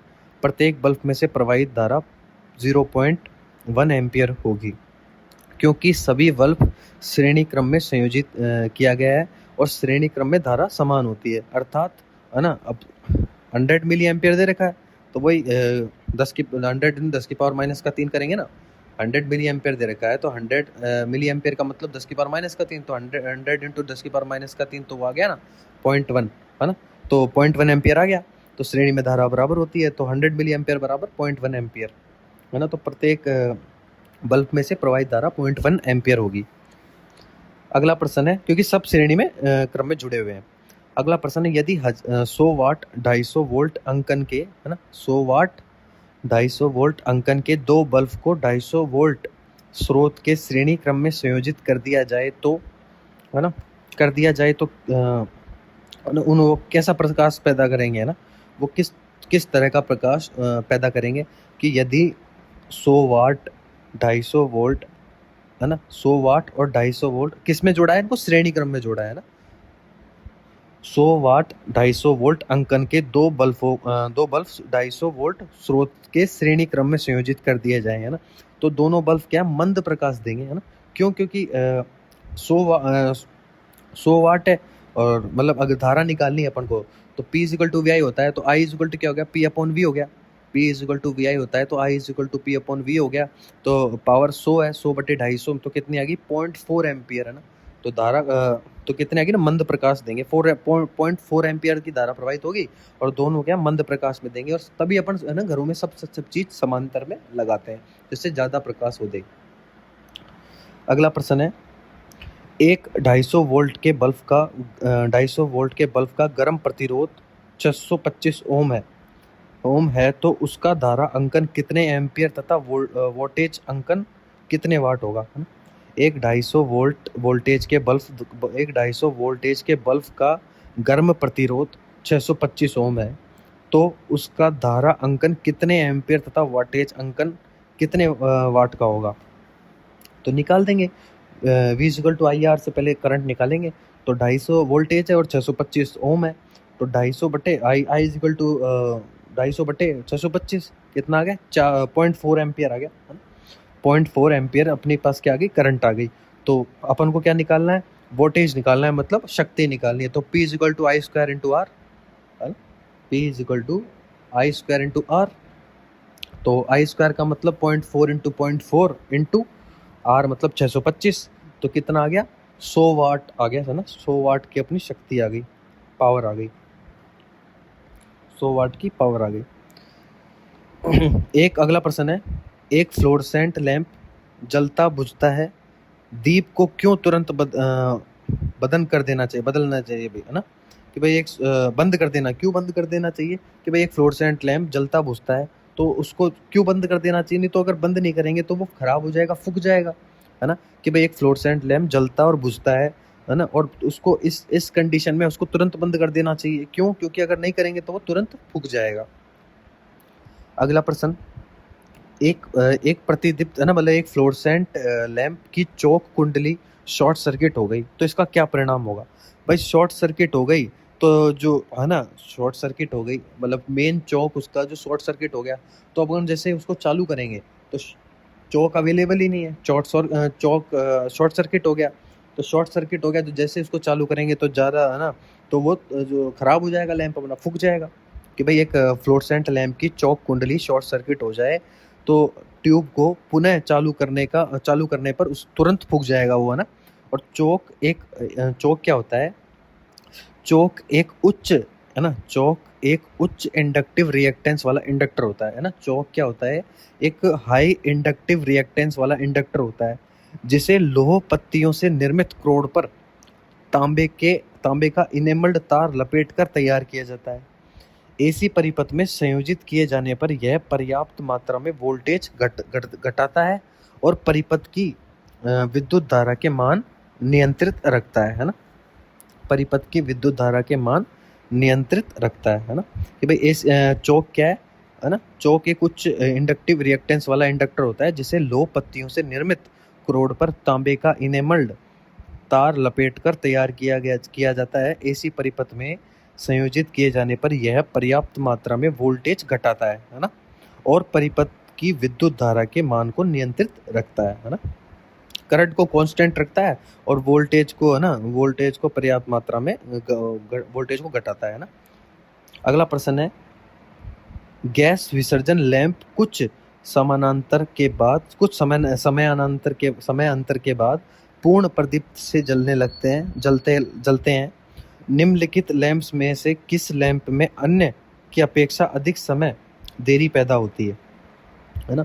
गैस विसर्जन लैंप, है ना, गैस विसर्जन लैंप कुछ समयांतर के बाद पूरी दीप्ति से जलते हैं, है ना। गैस विसर्जन लैंप कुछ समयांतर के बाद पूरी दीप्ति से जलते हैं। निम्नलिखित लैंप में से किस लैंप में अन्य की अपेक्षा अधिक समय देरी पैदा होती है ना? निम्नलिखित लैंप में से किस लैंप में अन्य की अपेक्षा अधिक समय देरी पैदा होती है ना? सोडियम वेपर लैंप है ना। गैस विसर्जन लैंप कुछ समय अंतर के बाद पूरी जो गैस विसर्जन लैंप है ना, कुछ समय के बाद है ना, पूरी जो इनकी इफिशियंसी है ना, पूरी इंटेंसिटी से जलते हैं है ना, पूरी दीप्ति से जलते हैं। तो ऐसा कौन सा लैंप होता है? सोडियम वेपर लैंप, जो अपने स्ट्रीट लाइट में लगाते हैं ना, जिसका येलोइश प्रकाश होता है ना। जो गैस विसर्जन लैंप कुछ समय अंतराल के बाद पूरी दीप्त से जलते हैं। सोडियम वेपर लैंप में अन्य की अपेक्षा है ना, सोडियम वेपर लैंप में अन्य की अपेक्षा अधिक समय देरी पैदा होती है ना। सोडियम वेपर लैंप में अन्य की अपेक्षा अधिक समय देरी पैदा होती है। सोडियम वेपर लैंप यू आकृति वाली कांच की एक ट्यूब होती है ना, जिसके सिरों पर 2 ऑक्साइड अलेपित टंगस्टन इलेक्ट्रोड होते हैं है ना। एक बार वापस रिपीट करता हूँ कि भाई, गैस विसर्जन लैंप कुछ समय अंतराल के बाद पूरी दीप्त से जलते हैं है ना, पूरी दीप्त से जलते हैं। सोडियम वेपर लैंप में अन्य की अपेक्षा अधिक समय देरी पैदा होती है ना। सोडियम वेपर लैंप में अन्य की अपेक्षा अधिक समय देरी पैदा होती है ना। सोडियम वेपर लैंप में अन्य की अपेक्षा अधिक समय देरी पैदा होती है। और सोडियम वेपर लैंप है ना, यू आकृति वाली कांच की एक ट्यूब होती है, जिसके सिरों पर 2 ऑक्साइड अलेपित टंगस्टन इलेक्ट्रोड होते हैं है ना। कि भाई, गैस विसर्जन लैंप कुछ समय अंतराल के बाद पूरी दीप्त से जलते हैं। सोडियम वेपर लैंप में अन्य की अपेक्षा अधिक समय देरी पैदा होती है। सोडियम वेपर में टाइम ज़्यादा लगता है ना। और सोडियम वेपर लैंप यू आकृति वाली कांच की एक ट्यूब होती है, जिसके सिरों पर 2 ऑक्साइड अलेपित टंगस्टन इलेक्ट्रोड होते हैं। अगला प्रश्न है, एडिसन स्क्रू प्रकार के लैंप होल्डर की बाहरी चूड़ीदार संपर्क को हमेशा जोड़ना चाहिए ना। यानी कि भाई, एडिसन स्क्रू प्रकार के लैंप होल्डर के बाहरी चूड़ीदार संपर्क को हमेशा जोड़ना चाहिए। तो किससे जोड़ना चाहिए? सर्किट के न्यूट्रल तार से जोड़ना चाहिए। एडिसन स्क्रू प्रकार के लैंप होल्डर के बाहरी चूड़ीदार संपर्क को हमेशा सर्किट के न्यूट्रल तार से जोड़ना चाहिए है ना। एडिसन स्क्रू प्रकार के लैंप होल्डर के बाहरी चूड़ीदार संपर्क को है ना, एडिसन स्क्रू प्रकार के लैंप होल्डर के बाहरी चूड़ीदार संपर्क को हमेशा सर्किट के न्यूट्रल तार से जोड़ना चाहिए। अगला प्रश्न है, एक गैस भरे टंगस्टन लैंप के प्रचालन के लिए कितना तापमान आवश्यक है ना। कि भाई, एक गैस से भरे टंगस्टन लैंप के प्रचालन के लिए कितना टेम्परेचर रिक्वायरमेंट है? तो इसके लिए टेम्परेचर रिक्वायरमेंट है 2300 डिग्री तापमान है ना। एक गैस से भरे टंगस्टन लैंप के प्रचालन के लिए 2300 डिग्री सेंटीग्रेड तापमान आवश्यक है। अगला प्रश्न है, एक फ्यूज्ड बल्ब के आर पार निरंतरता बनाए रखने के लिए लैंपों के लड़ी में प्रत्येक बल्ब सुरक्षा के बतौर एक युक्ति लगाना आम बात है। इस युक्ति का क्या नाम है ना। कि भाई, एक फ्यूज्ड बल्ब के आर पार है ना, एक फ्यूज्ड बल्ब के आर पार निरंतरता बनाए रखने के लिए, मतलब कंटिन्यूटी बनाए रखने के लिए लैंपों के लड़ी में है ना, लैंपों के लड़ी में प्रत्येक बल्ब सुरक्षा के बतौर पर है ना, प्रत्येक बल्ब सुरक्षा के बतौर एक युक्ति को लगाना आम बात है। इस युक्ति का नाम क्या है? इस युक्ति का नाम है एनटीसी थर्मिस्टर है ना, मतलब नेगेटिव थर्मल कोफिशिएंट थर्मिस्टर है ना, एनटीसी थर्मिस्टर है ना। एक फ्यूज्ड बल्ब के आर पार निरंतरता बनाए रखने के लिए लैंपों के लड़ी में प्रयुक्त लैंपों के लड़ी में प्रत्येक बल्ब है ना, प्रत्येक बल्ब सुरक्षा के बतौर एक युक्ति को लगाना आम बात है। इस युक्ति का नाम एनटीसी थर्मिस्टर है ना। एक फ्यूज्ड बल्ब के आर पार निरंतरता बनाए रखने के लिए लैंपों के लड़ी में प्रत्येक बल्ब सुरक्षा के बतौर एक युक्ति को लगाना आम बात है। इस युक्ति का नाम एनटीसी थर्मिस्टर मतलब नेगेटिव टेम्परेचर कोफिशिएंट थर्मिस्टर है। अगला प्रश्न, जलते हुए विद्युत बल्ब के तंतु का तापमान सामान्यतः होता है, तो उसके तंतु का तापमान कितना होता है ना? जलते हुए बल्ब के तंतु का तापमान कितना होता है? वही 1500 डिग्री सेंटीग्रेड से 2500 डिग्री सेंटीग्रेड होता है ना? जलते हुए विद्युत बल्ब के तंतु का तापमान 1500 डिग्री सेंटीग्रेड से 2500 डिग्री सेंटीग्रेड होता है। बल्ब का तंतु टंगस्टन धातु का बना होता है ना? बल्ब का तंतु टंगस्टन धातु का बना होता है। टंगस्टन का गलनांक लगभग 3400 डिग्री सेंटीग्रेड होता है ना? बल्ब का कोल्ड प्रतिरोध हॉट प्रतिरोध की तुलना में कम होता है। और आर कोल्ड कैसे निकालते हैं, मतलब रेजिस्टेंस कोल्ड प्रतिरोध कैसे निकालते हैं? तो आर कोल्ड बराबर आर हॉट अपॉन 1.2 है ना? मतलब दोनों के बीच में रिलेशन आ गया कहने का मतलब है ना? दोनों के बीच में रिलेशन आ गया। और अभी है ना कि भाई एक बार वापस एक्सप्लेन करते हैं कि भाई जलते हुए है ना, जलते हुए विद्युत बल्ब के तंतु का तापमान 1500 डिग्री सेंटीग्रेड से 2500 डिग्री सेंटीग्रेड होता है। बल्ब का तंतु टंगस्टन धातु का बना होता है और टंगस्टन का गलनांक लगभग 3400 डिग्री सेंटीग्रेड होता है ना? और जो बल्ब का कोल्ड प्रतिरोध है ना, कोल्ड प्रतिरोध हॉट प्रतिरोध की तुलना में कम होता है ना? जो और बल्ब का कोल्ड प्रतिरोध हॉट प्रतिरोध की तुलना में कम होता है। और कितना होता है, मतलब कहने का मतलब आप एक रेशो ले लो कि भाई R cold upon R hot बराबर 1:1.2 है ना? आर कोल्ड मतलब कोल्ड प्रतिरोध रेशियो हॉट प्रतिरोध बराबर होता है। तो कोल्ड प्रतिरोध की वैल्यू क्या है? 1 है। तो अगर जैसे कोल्ड प्रतिरोध की वैल्यू 1 है तो हॉट प्रतिरोध की वैल्यू होगी 1.2 है ना? 1.2 गुना होता है कहने का मतलब 1.2 होता है। अगर उसका 1 है तो इसका 1.2 होगा ना? तो भाई कोल्ड प्रतिरोध रेशियो मतलब कोल्ड प्रतिरोध अनुपात हॉट प्रतिरोध 1:1.2 है ना? मतलब 1:1.2 1:1.2। अगला प्रश्न है, प्रदीप्ति घनत्व की इकाई क्या होती है ना? तो प्रतिदीप्त घनत्व की इकाई क्या होती है? प्रदीप्त घनत्व की इकाई क्या होती है? लक्स होती है ना? प्रदीप्ति घनत्व की इकाई लक्स होती है। इसके अतिरिक्त इसका मात्रक ल्यूमेन प्रति मीटर स्क्वायर भी होता है ना? यदि खोखला गोला 1 मीटर अर्धव्यास का हो तथा इसके केंद्र पर एक कैंडला शक्ति का प्रकाश दिया जाए तो प्रदीपन 1 मीटर कैंडल होगी तथा इसे लक्स कहेंगे है ना? एक वापस रिपीट करता हूँ कि भाई प्रदीप्ति घनत्व की इकाई लक्स होती है ना? प्रदीप्ति घनत्व की इकाई लक्स होती है। इसके अतिरिक्त इसका मात्रक ल्यूमेन प्रति मीटर स्क्वायर होता है। यदि खोखला गोला 1 मीटर अर्धव्यास का हो है ना? यदि खोखला गोला 1 मीटर अर्धव्यास का हो तथा इसके केंद्र पर एक कैंडला शक्ति का प्रकाश दिया जाए तो प्रदीपन 1 मीटर कैंडल होगी तथा इसे लक्स कहेंगे। अगला प्रश्न, किसी ऑपरेटिंग फ्लोरेसेंट लैंप की चौक कॉइल को शॉर्ट सर्किट किया जाता है, इसका दुष्परिणाम क्या होता है ना? भाई किसी ऑपरेटिंग फ्लोरेसेंट लैंप की चौक कॉइल को शॉर्ट सर्किट किया जाता है तो इसका दुष्परिणाम क्या होगा? भाई दुष्परिणाम क्या होगा? फ्लोरेसेंट लैंप तत्काल ही बुझ जाएगा, खराब हो जाएगा है ना? फ्लोरेसेंट लैंप की चौक कॉइल शॉर्ट सर्किट करने का इस पर क्या प्रभाव होगा? लैंप तत्काल बुझ जाएगा। चौक प्रतिरोधी धारा द्वारा पटलित लो क्रोड पर कुंडलित एक उच्च प्रतिघाती वाली कुंडली होती है। इलेक्ट्रॉनों के मध्य आर्क उत्पन्न करने के लिए यह अपेक्षाकृत उच्च विभवांतर कितना 800 से 1000 वोल्ट तक का सर्ज उत्पन्न करती है ना?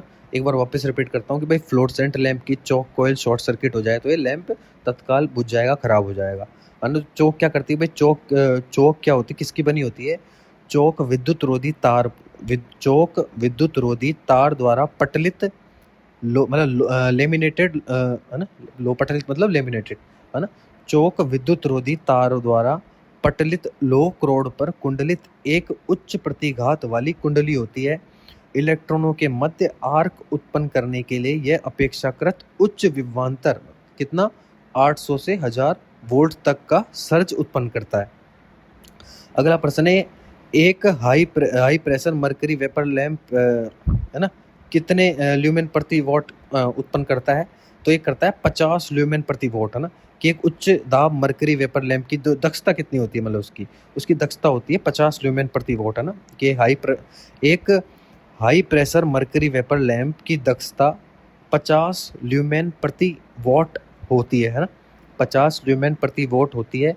यह 200 से 250 वोल्ट एसी पर कार्य करने के लिए 250 से 500 वॉट क्षमता के बनाए जाते हैं, है ना। कि उच्च दाब मरकरी प्रेशर लैंप की दक्षता, है ना, high pressure mercury vapour lamp, है ना, की जो इफिशियंसी है 50 मतलब 50 ल्यूमेन प्रति वॉट, है ना, 50 ल्यूमेन प्रति वॉट होती है। यह 200 से 250 वोल्ट एसी पर कार्य करने के लिए 250 से 500 वॉट क्षमता के बनाए जाते हैं। यह 200 से 500 वोल्ट एसी पर कार्य करने के लिए 250 से 500 वॉट क्षमता के बनाए जाते हैं। यह ट्यूब वातावरण से 1.5 गुना दाब पर सील किए जाते हैं, है ना। यह ट्यूब वातावरण से 1.5 गुना दाब पर सील किए जाते हैं। इनका प्रयोग सड़क बत्ती के रूप में तथा औद्योगिक इकाइयों के प्रकाश के लिए किया जाता है। इसके प्रकाश का रंग कुछ नीलापन होता है ना। High pressure mercury vapour lamp का क्या कुछ नीलापन होता है। एक बार वापस रिपीट करता हूँ कि भाई उच्च दाब मरकरी मतलब high pressure mercury vapour lamp की दक्षता 50 ल्यूमेन प्रति वॉट होती है। यह 200 से 250 वोल्ट एसी पर कार्य करने के लिए है ना 200 से 250 वोल्ट एसी पर कार्य करने के लिए 250 से 500 वॉट क्षमता के बनाए जाते हैं, है ना। 250 से 500 वॉट क्षमता के बनाए जाते हैं।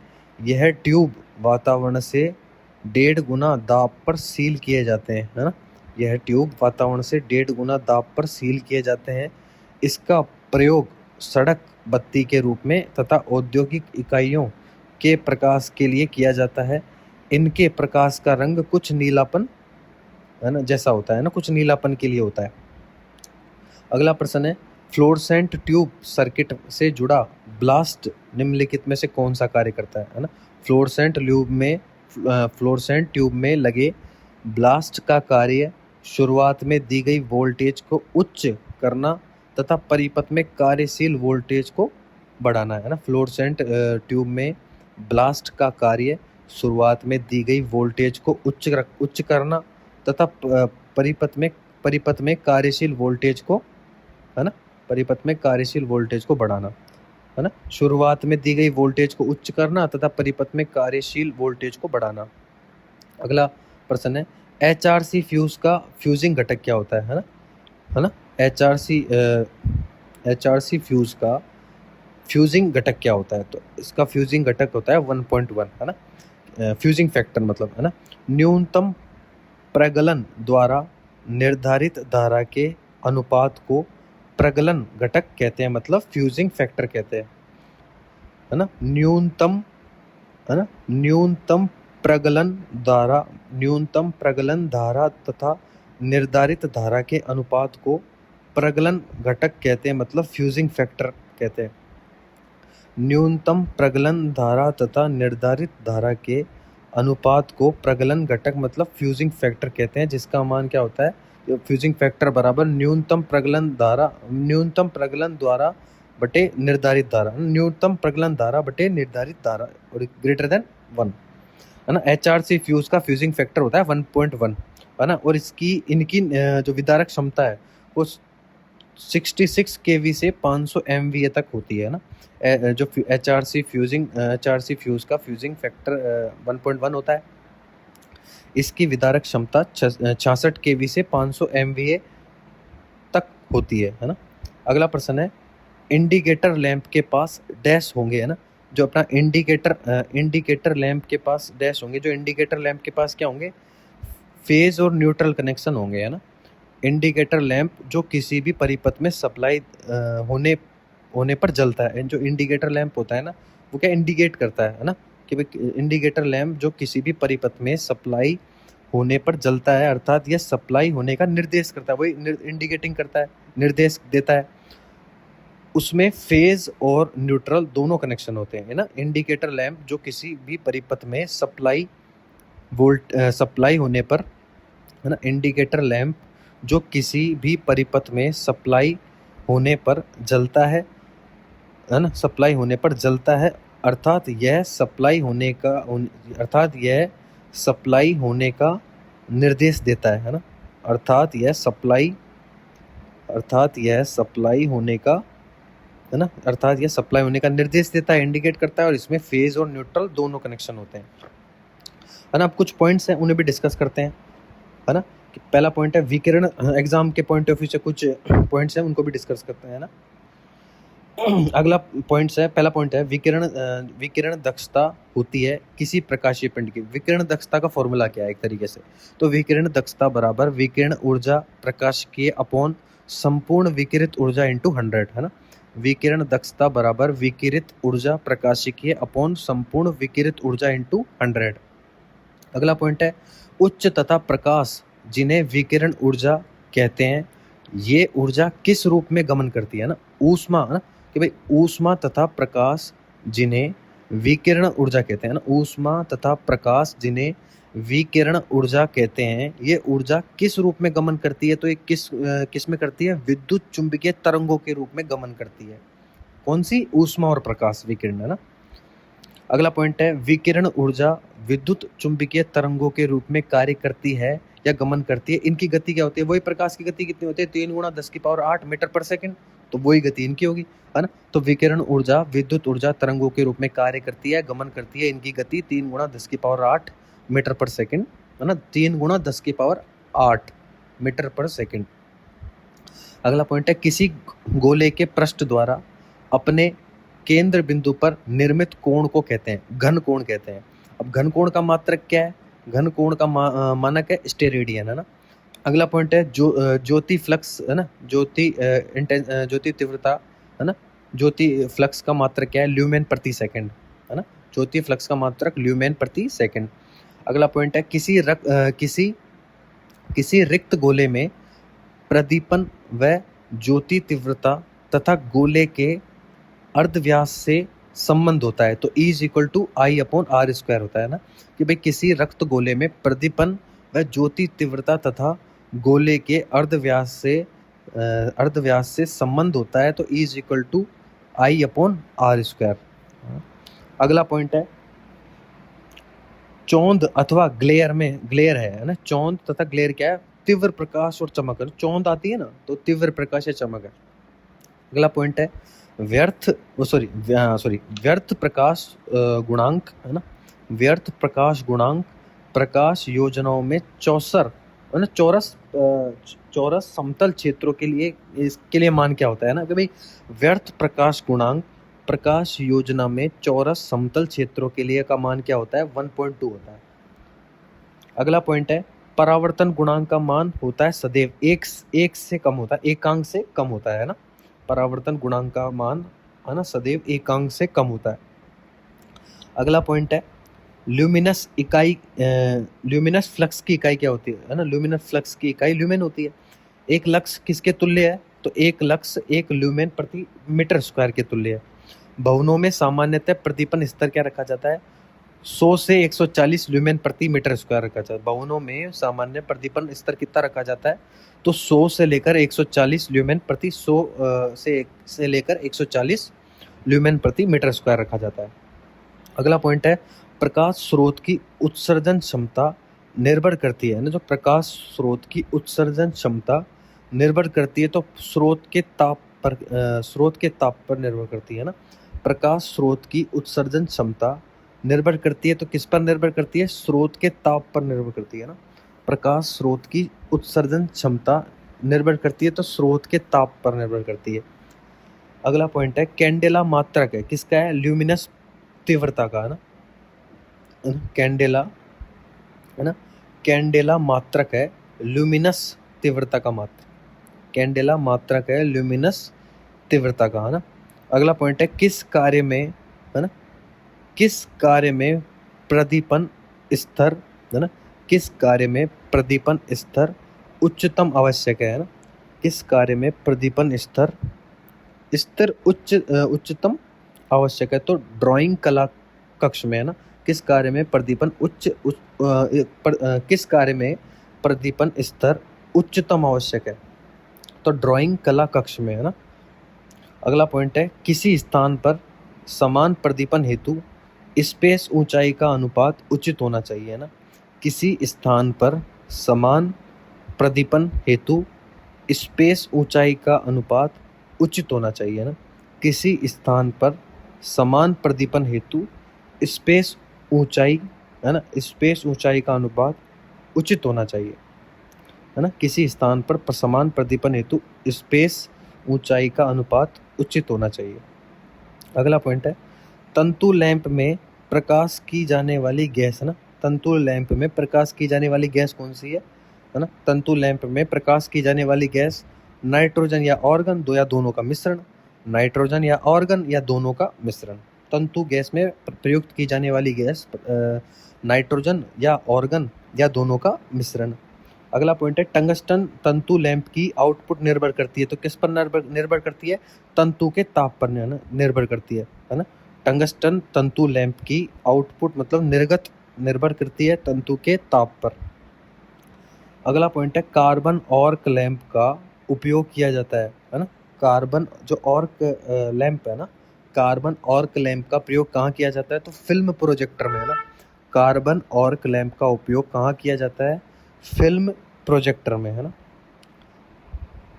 फिल्म प्रोजेक्टर में इसका उपयोग किया जाता है। अगला पॉइंट है सोडियम वॉस्प लैंप का स्विच ऑन करने पर पहले प्रकाश का रंग लाल नारंगी होता है ना। सोडियम वॉस्प लैंप का स्विच ऑन करने पर पहले प्रकाश का रंग लाल और नारंगी होता है ना। लाल नारंगी होता है, फिर बाद में पीला हो जाता है ना, थोड़ा बहुत पीला भी हो जाता है ना, क्योंकि स्ट्रीट लाइटों में लगा होता है ना, लाल नारंगी पीला ना। सोडियम वॉस्प लैंप का स्विच ऑन करने पर, ये स्विच ऑन करने की बात है ना, सोडियम वॉस्प लैंप का स्विच ऑन करने पर प्रकाश का रंग लाल नारंगी होता है। अगला पॉइंट है मरकरी वॉस्प लैंप से प्राप्त प्रकाश का रंग क्या होता है? नीला पीला होता है ना। मरकरी वॉस्प लैंप से प्राप्त प्रकाश का रंग नीला और पीला होता है। अगला प्रश्न है, अगला पॉइंट है शीत कैथोड लैंप में, शीत कैथोड लैंप कौन से होते हैं? सोडियम वॉस्प लैंप होते हैं ना। शीत cathode lamp sodium wasp lamp होते हैं। अगला पॉइंट है ट्यूबलाइट को डीसी पर प्रयुक्त करने के लिए आवश्यक अतिरिक्त युक्ति कौन सी है? प्रतिरोध है। अगला पॉइंट है नियोन मतलब नियोन साइन मतलब नियोन प्रतीकों में, है ना, नियोन साइंस में, है ना, नियोन साइंस में हीलियम का प्रयोग किस रंग का प्रकाश प्राप्त करने के लिए किया जाता है? तो नियोन साइन में हीलियम का प्रयोग किस रंग का प्रकाश प्राप्त करने के लिए किया जाता है? पीले रंग का ना प्रकाश प्राप्त करने के लिए किया जाता है ना। नियोन साइन में हीलियम का प्रयोग किस रंग का प्रकाश प्राप्त करने के लिए किया जाता है? पीला किया जाता है ना, पीले रंग का। सामान्य प्रकाशिकीय योजनाओं के अंतर्गत प्रकाश स्रोत का कितना प्रकाश कार्यतल पर पहुंचता है? तो 50% है ना।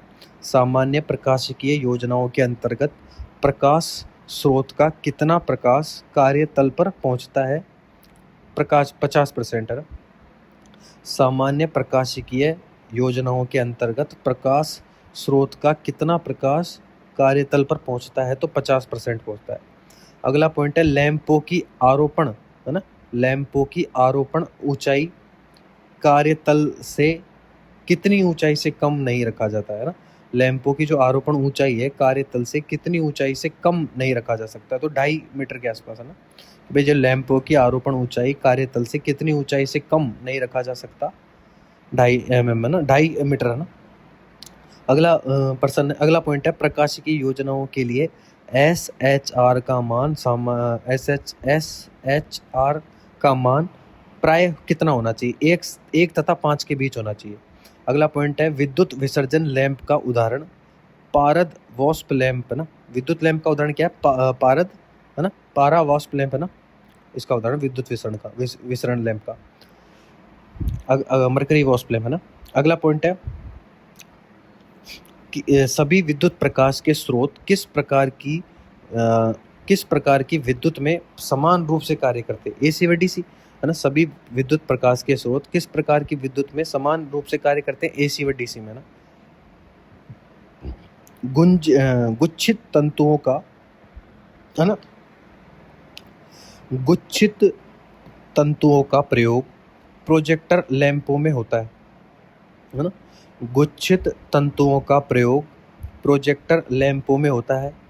इन लैंपों का साइज हो सकता है 80 वाट से 100 वाट, है ना, 80 वाट से 100 वाट। गुच्छित तंतुओं का प्रयोग प्रोजेक्टर लैंपों में होता है। इन लैंपों का साइज हो सकता है 60 वाट से 100 वाट के बीच में, है ना। 80 वाट से 100 वाट के बीच में ना। गुच्छित तंतुओं का प्रयोग प्रोजेक्टर लैंपों में होता है। गुच्छ, पहली बात तो क्या पर्सन से क्या जानकारी मिली, वो पॉइंट से क्या जानकारी मिली, वही गुच्छित तंतुओं का प्रयोग प्रोजेक्टर लैंपों में होता है। और इन लैंपों का साइज हो सकता है 80 वाट से 100 वाट हो सकता है। अगला पॉइंट है, ताप दीप्त लैंप में तंतु के व्यास एवं विद्युत धारा में संबंध होता है। कितना संबंध होता है? तो I इज इक्वल टू के इंटू डी की पावर 3/2, है ना। ताप दीप्त लैंप में तंतु के व्यास एवं विद्युत धारा में संबंध होता है, तो I इज इक्वल टू के इंटू डी की पावर 3/2। अगला पॉइंट है, किसी कार्य के लिए सर्वाधिक प्रदीपन की आवश्यकता होती है, तो घड़ियों से संबंधित कार्य के लिए ना। अगला पॉइंट है, किसी विभिन्न रंग के प्रकाश उत्पन्न करने वाले फ्लोरेसेंट लैंप की अन्य की तुलना में क्या विशेषता होती है ना। कि भाई विभिन्न रंग के प्रकाश उत्पन्न करने वाले जो फ्लोरेसेंट लैंप में अन्य की तुलना में क्या विशेषता होती है? तो इनमें विशेषता होती है कि इनमें जो गैस है ना, वो भारी गैस दाब पर भरी जाती है ना। भरी गैस का दाब, है ना, भरी गैस का दाब डिपेंड करता है ना। अगला पॉइंट है, फ्लोरेसेंट लैंप के अंदर सफ़ेद कोटिंग का क्या उपयोग है ना। कि यह अल्ट्रावायलेट विकिरण को दृश्य प्रकाश में परिवर्तित करती है ना। कि भाई फ्लोरेसेंट लैंप के अंदर सफ़ेद कोटिंग करने का क्या उद्देश्य है? कि यह अल्ट्रावायलेट विकिरण को, यूवी रेज को ना, अल्ट्रावायलेट विकिरण को दृश्य प्रकाश में परिवर्तित करती है।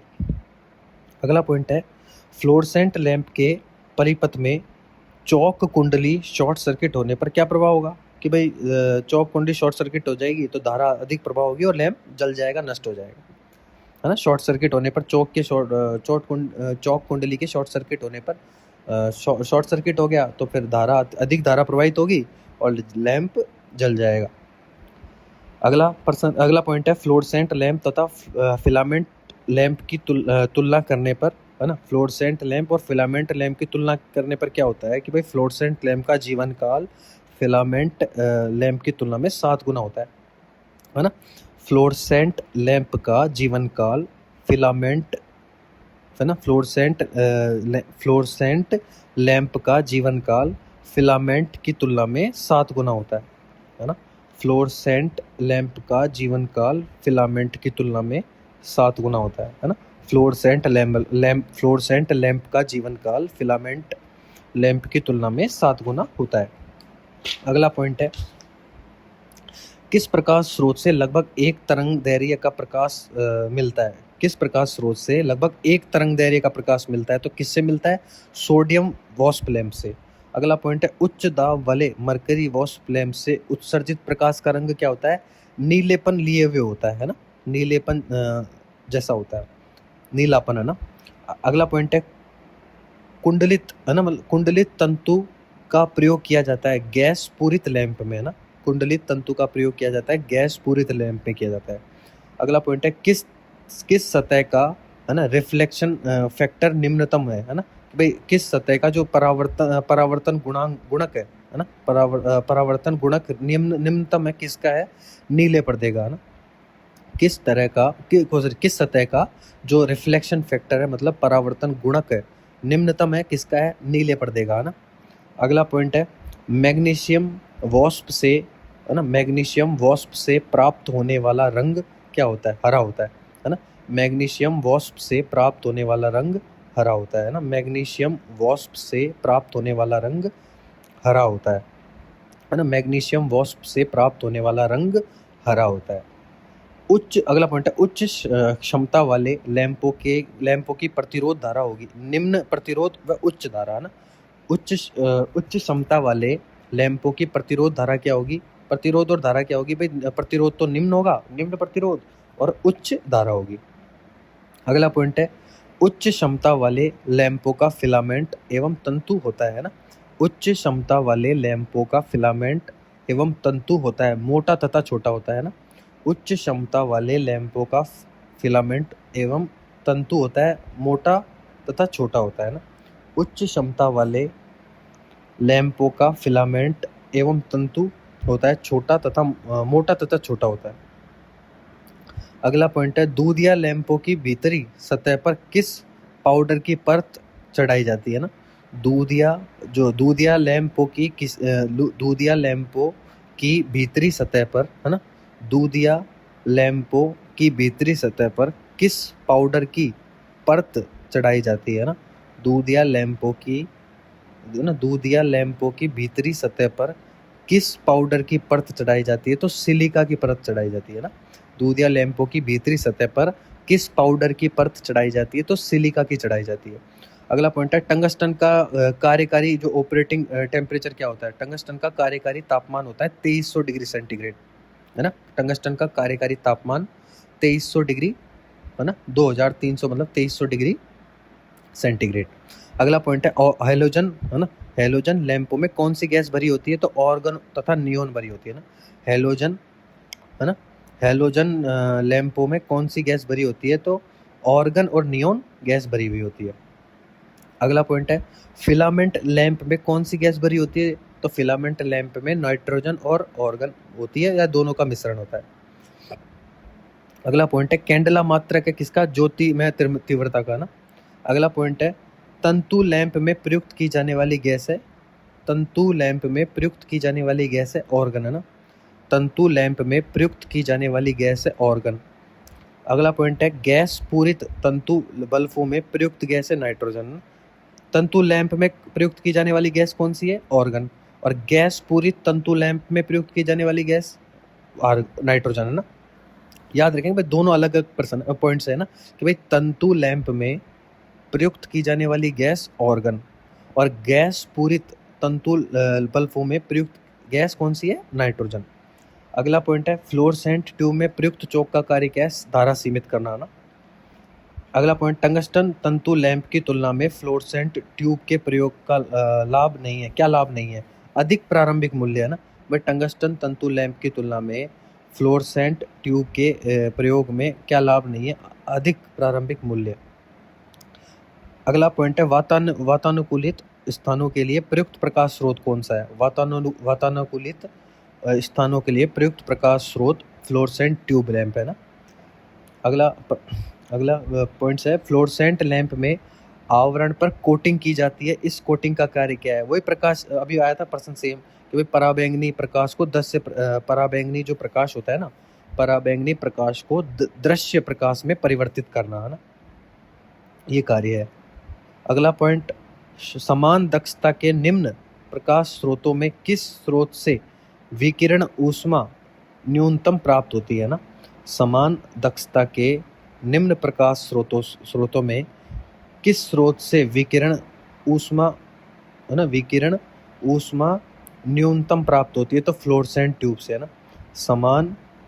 समान दक्षता के निम्न प्रकाश स्रोतों के मतलब समान दक्षता के निम्न प्रकाश स्रोतों में किस स्रोत से विकिरण ऊष्मा न्यूनतम प्राप्त होती है, तो फ्लोरेसेंट ट्यूब से होती है। कि भाई समान दक्षता के निम्न प्रकाश स्रोतों में किस स्रोत से विकिरण ऊष्मा न्यूनतम प्राप्त होती है, तो फ्लोरेसेंट ट्यूब से होती है। अगला पॉइंट है आंखों को लाल दिखाई देने वाली वस्तु, है ना। आंखों को लाल दिखाई देने वाली वस्तु लाल रंग के विकिरण परावर्तित करती है तथा शेष को अवशोषित करती है। अगला पॉइंट है व्युत्क्रम वर्ग नियम के सिद्धांत पर कार्य करने वाला फोटोमापी कौन सा है ना। तो भाई व्युत्क्रम वर्ग नियम के सिद्धांत पर कार्य करने वाला फोटोमापी मैकबेथ, है ना, मैकबेथ इल्यूमिनीमीटर है ना, मैकबेथ इल्यूमिनीमीटर है। अगला पॉइंट है उच्च शक्ति गुणक का प्रकाश स्रोत क्या होता है ना। उच्च शक्ति गुणक का प्रकाश स्रोत GLS लैंप का है ना। उच्च शक्ति गुणक का प्रकाश स्रोत क्या है ना? उच्च शक्ति मतलब उच्च पावर फैक्टर का प्रकाश स्रोत जीएलएस लैंप का होता है। इंटीरियर लाइटिंग डिजाइन की जाती है ल्यूमेन विधि से, है ना? आंतरिक प्रकाश डिजाइन किससे की जाती है? ल्यूमेन विधि से। अगला पॉइंट है फ्लोरेसेंट लैंप में प्रारंभ में आवश्यकता होती है अधिक वोल्टेज की, है ना? फ्लोरेसेंट लैंप में प्रारंभ में आवश्यकता क्या होती है? अधिक वोल्टेज की। अगला पॉइंट है प्रकाश फ्लक्स की इकाई ल्यूमेन होती है।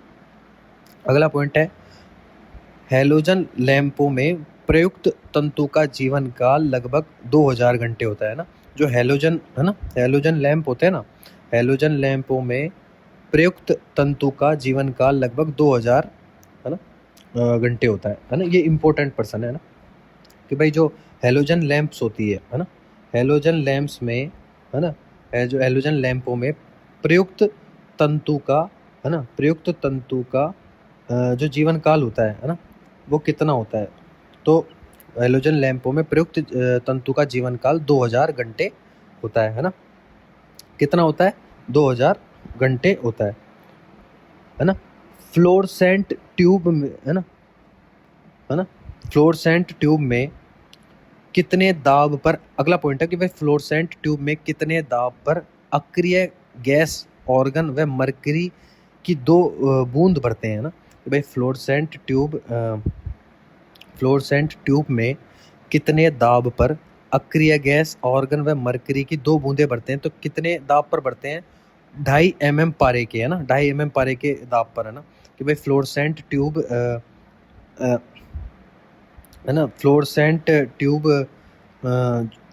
ट्यूब में कितने दाब पर अक्रिय गैस ऑर्गन व मरकरी की दो बूंदे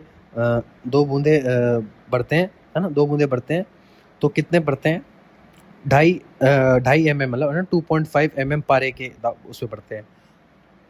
अगला प्रश्न है कि भाई अगला पॉइंट है कि भाई जो फ्लोरेसेंट लाइट है ना, फ्लोरेसेंट लाइट का लाइफ स्पैन कितना होता है? तो इसका लाइफ स्पैन होता है फ्लोरेसेंट लाइट बल्ब, है ना, ये इसका लाइफ स्पैन होता है 7000 से लेकर 15000 घंटे के ना, 7000 से लेकर 15000 घंटे इसका, है ना, लाइफ स्पैन होता है ना?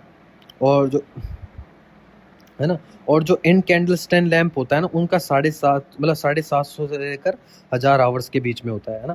कि भाई फ्लोरेसेंट जो लाइट ट्यूब है उनका कितना होता है? 7000 से 15000, है ना? और इनकैंडलस्टैंड लैंप का कितना होता है? कैंडलस्लैंट, है ना, इनकैंडलस्टैंड लैंप का होता है 750 घंटे से लेकर 1000 घंटे तक, है ना? फ्लोरेसेंट लाइट बल्ब का 7000 घंटे से लेकर 15000 घंटे तक, और कैंडलस्टैंड लैंप का 750 घंटे से लेकर 1000 घंटे तक, है ना? अगला पॉइंट है डिस्चार्ज लैंपों में मरकरी वेपर लैंपों को पूर्ण प्रकाशित होने के में लगभग समय कितना लगता है ना? डिस्चार्ज लैंपों में मरकरी वेपर लैंप को पूर्ण प्रकाशित होने में लगभग कितना समय लगता है? तो 5 से 10 मिनट लगते हैं।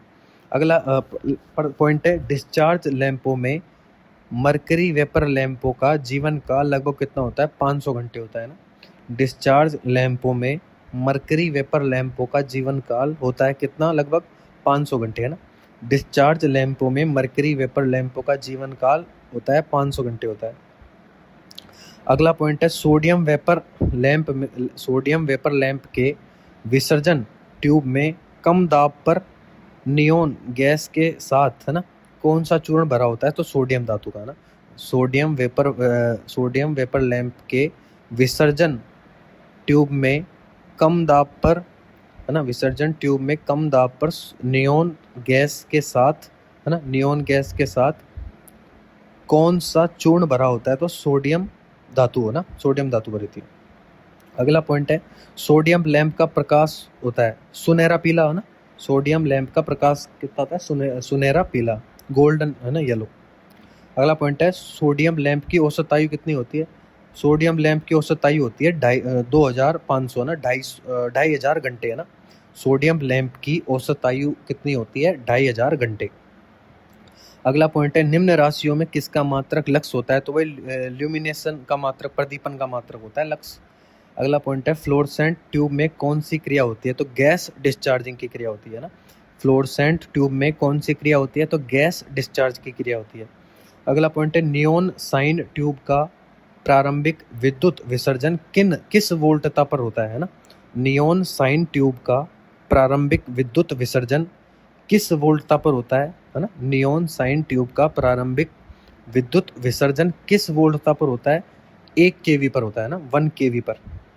अगला पॉइंट है नियोन साइन ट्यूब में सप्लाई दी जाती है ना। नियोन साइन ट्यूब में सप्लाई दी जाती है दो इलेक्ट्रोडों के मध्य 2 केवी से 5 केवी को ट्रांसफॉर्मर तथा ट्रांसफॉर्मर कितने फेज पर कार्य करता है ना। एक एकल है ना, एक कलीय कला पर है ना, एक एकल कला पर कार्य करता है ना।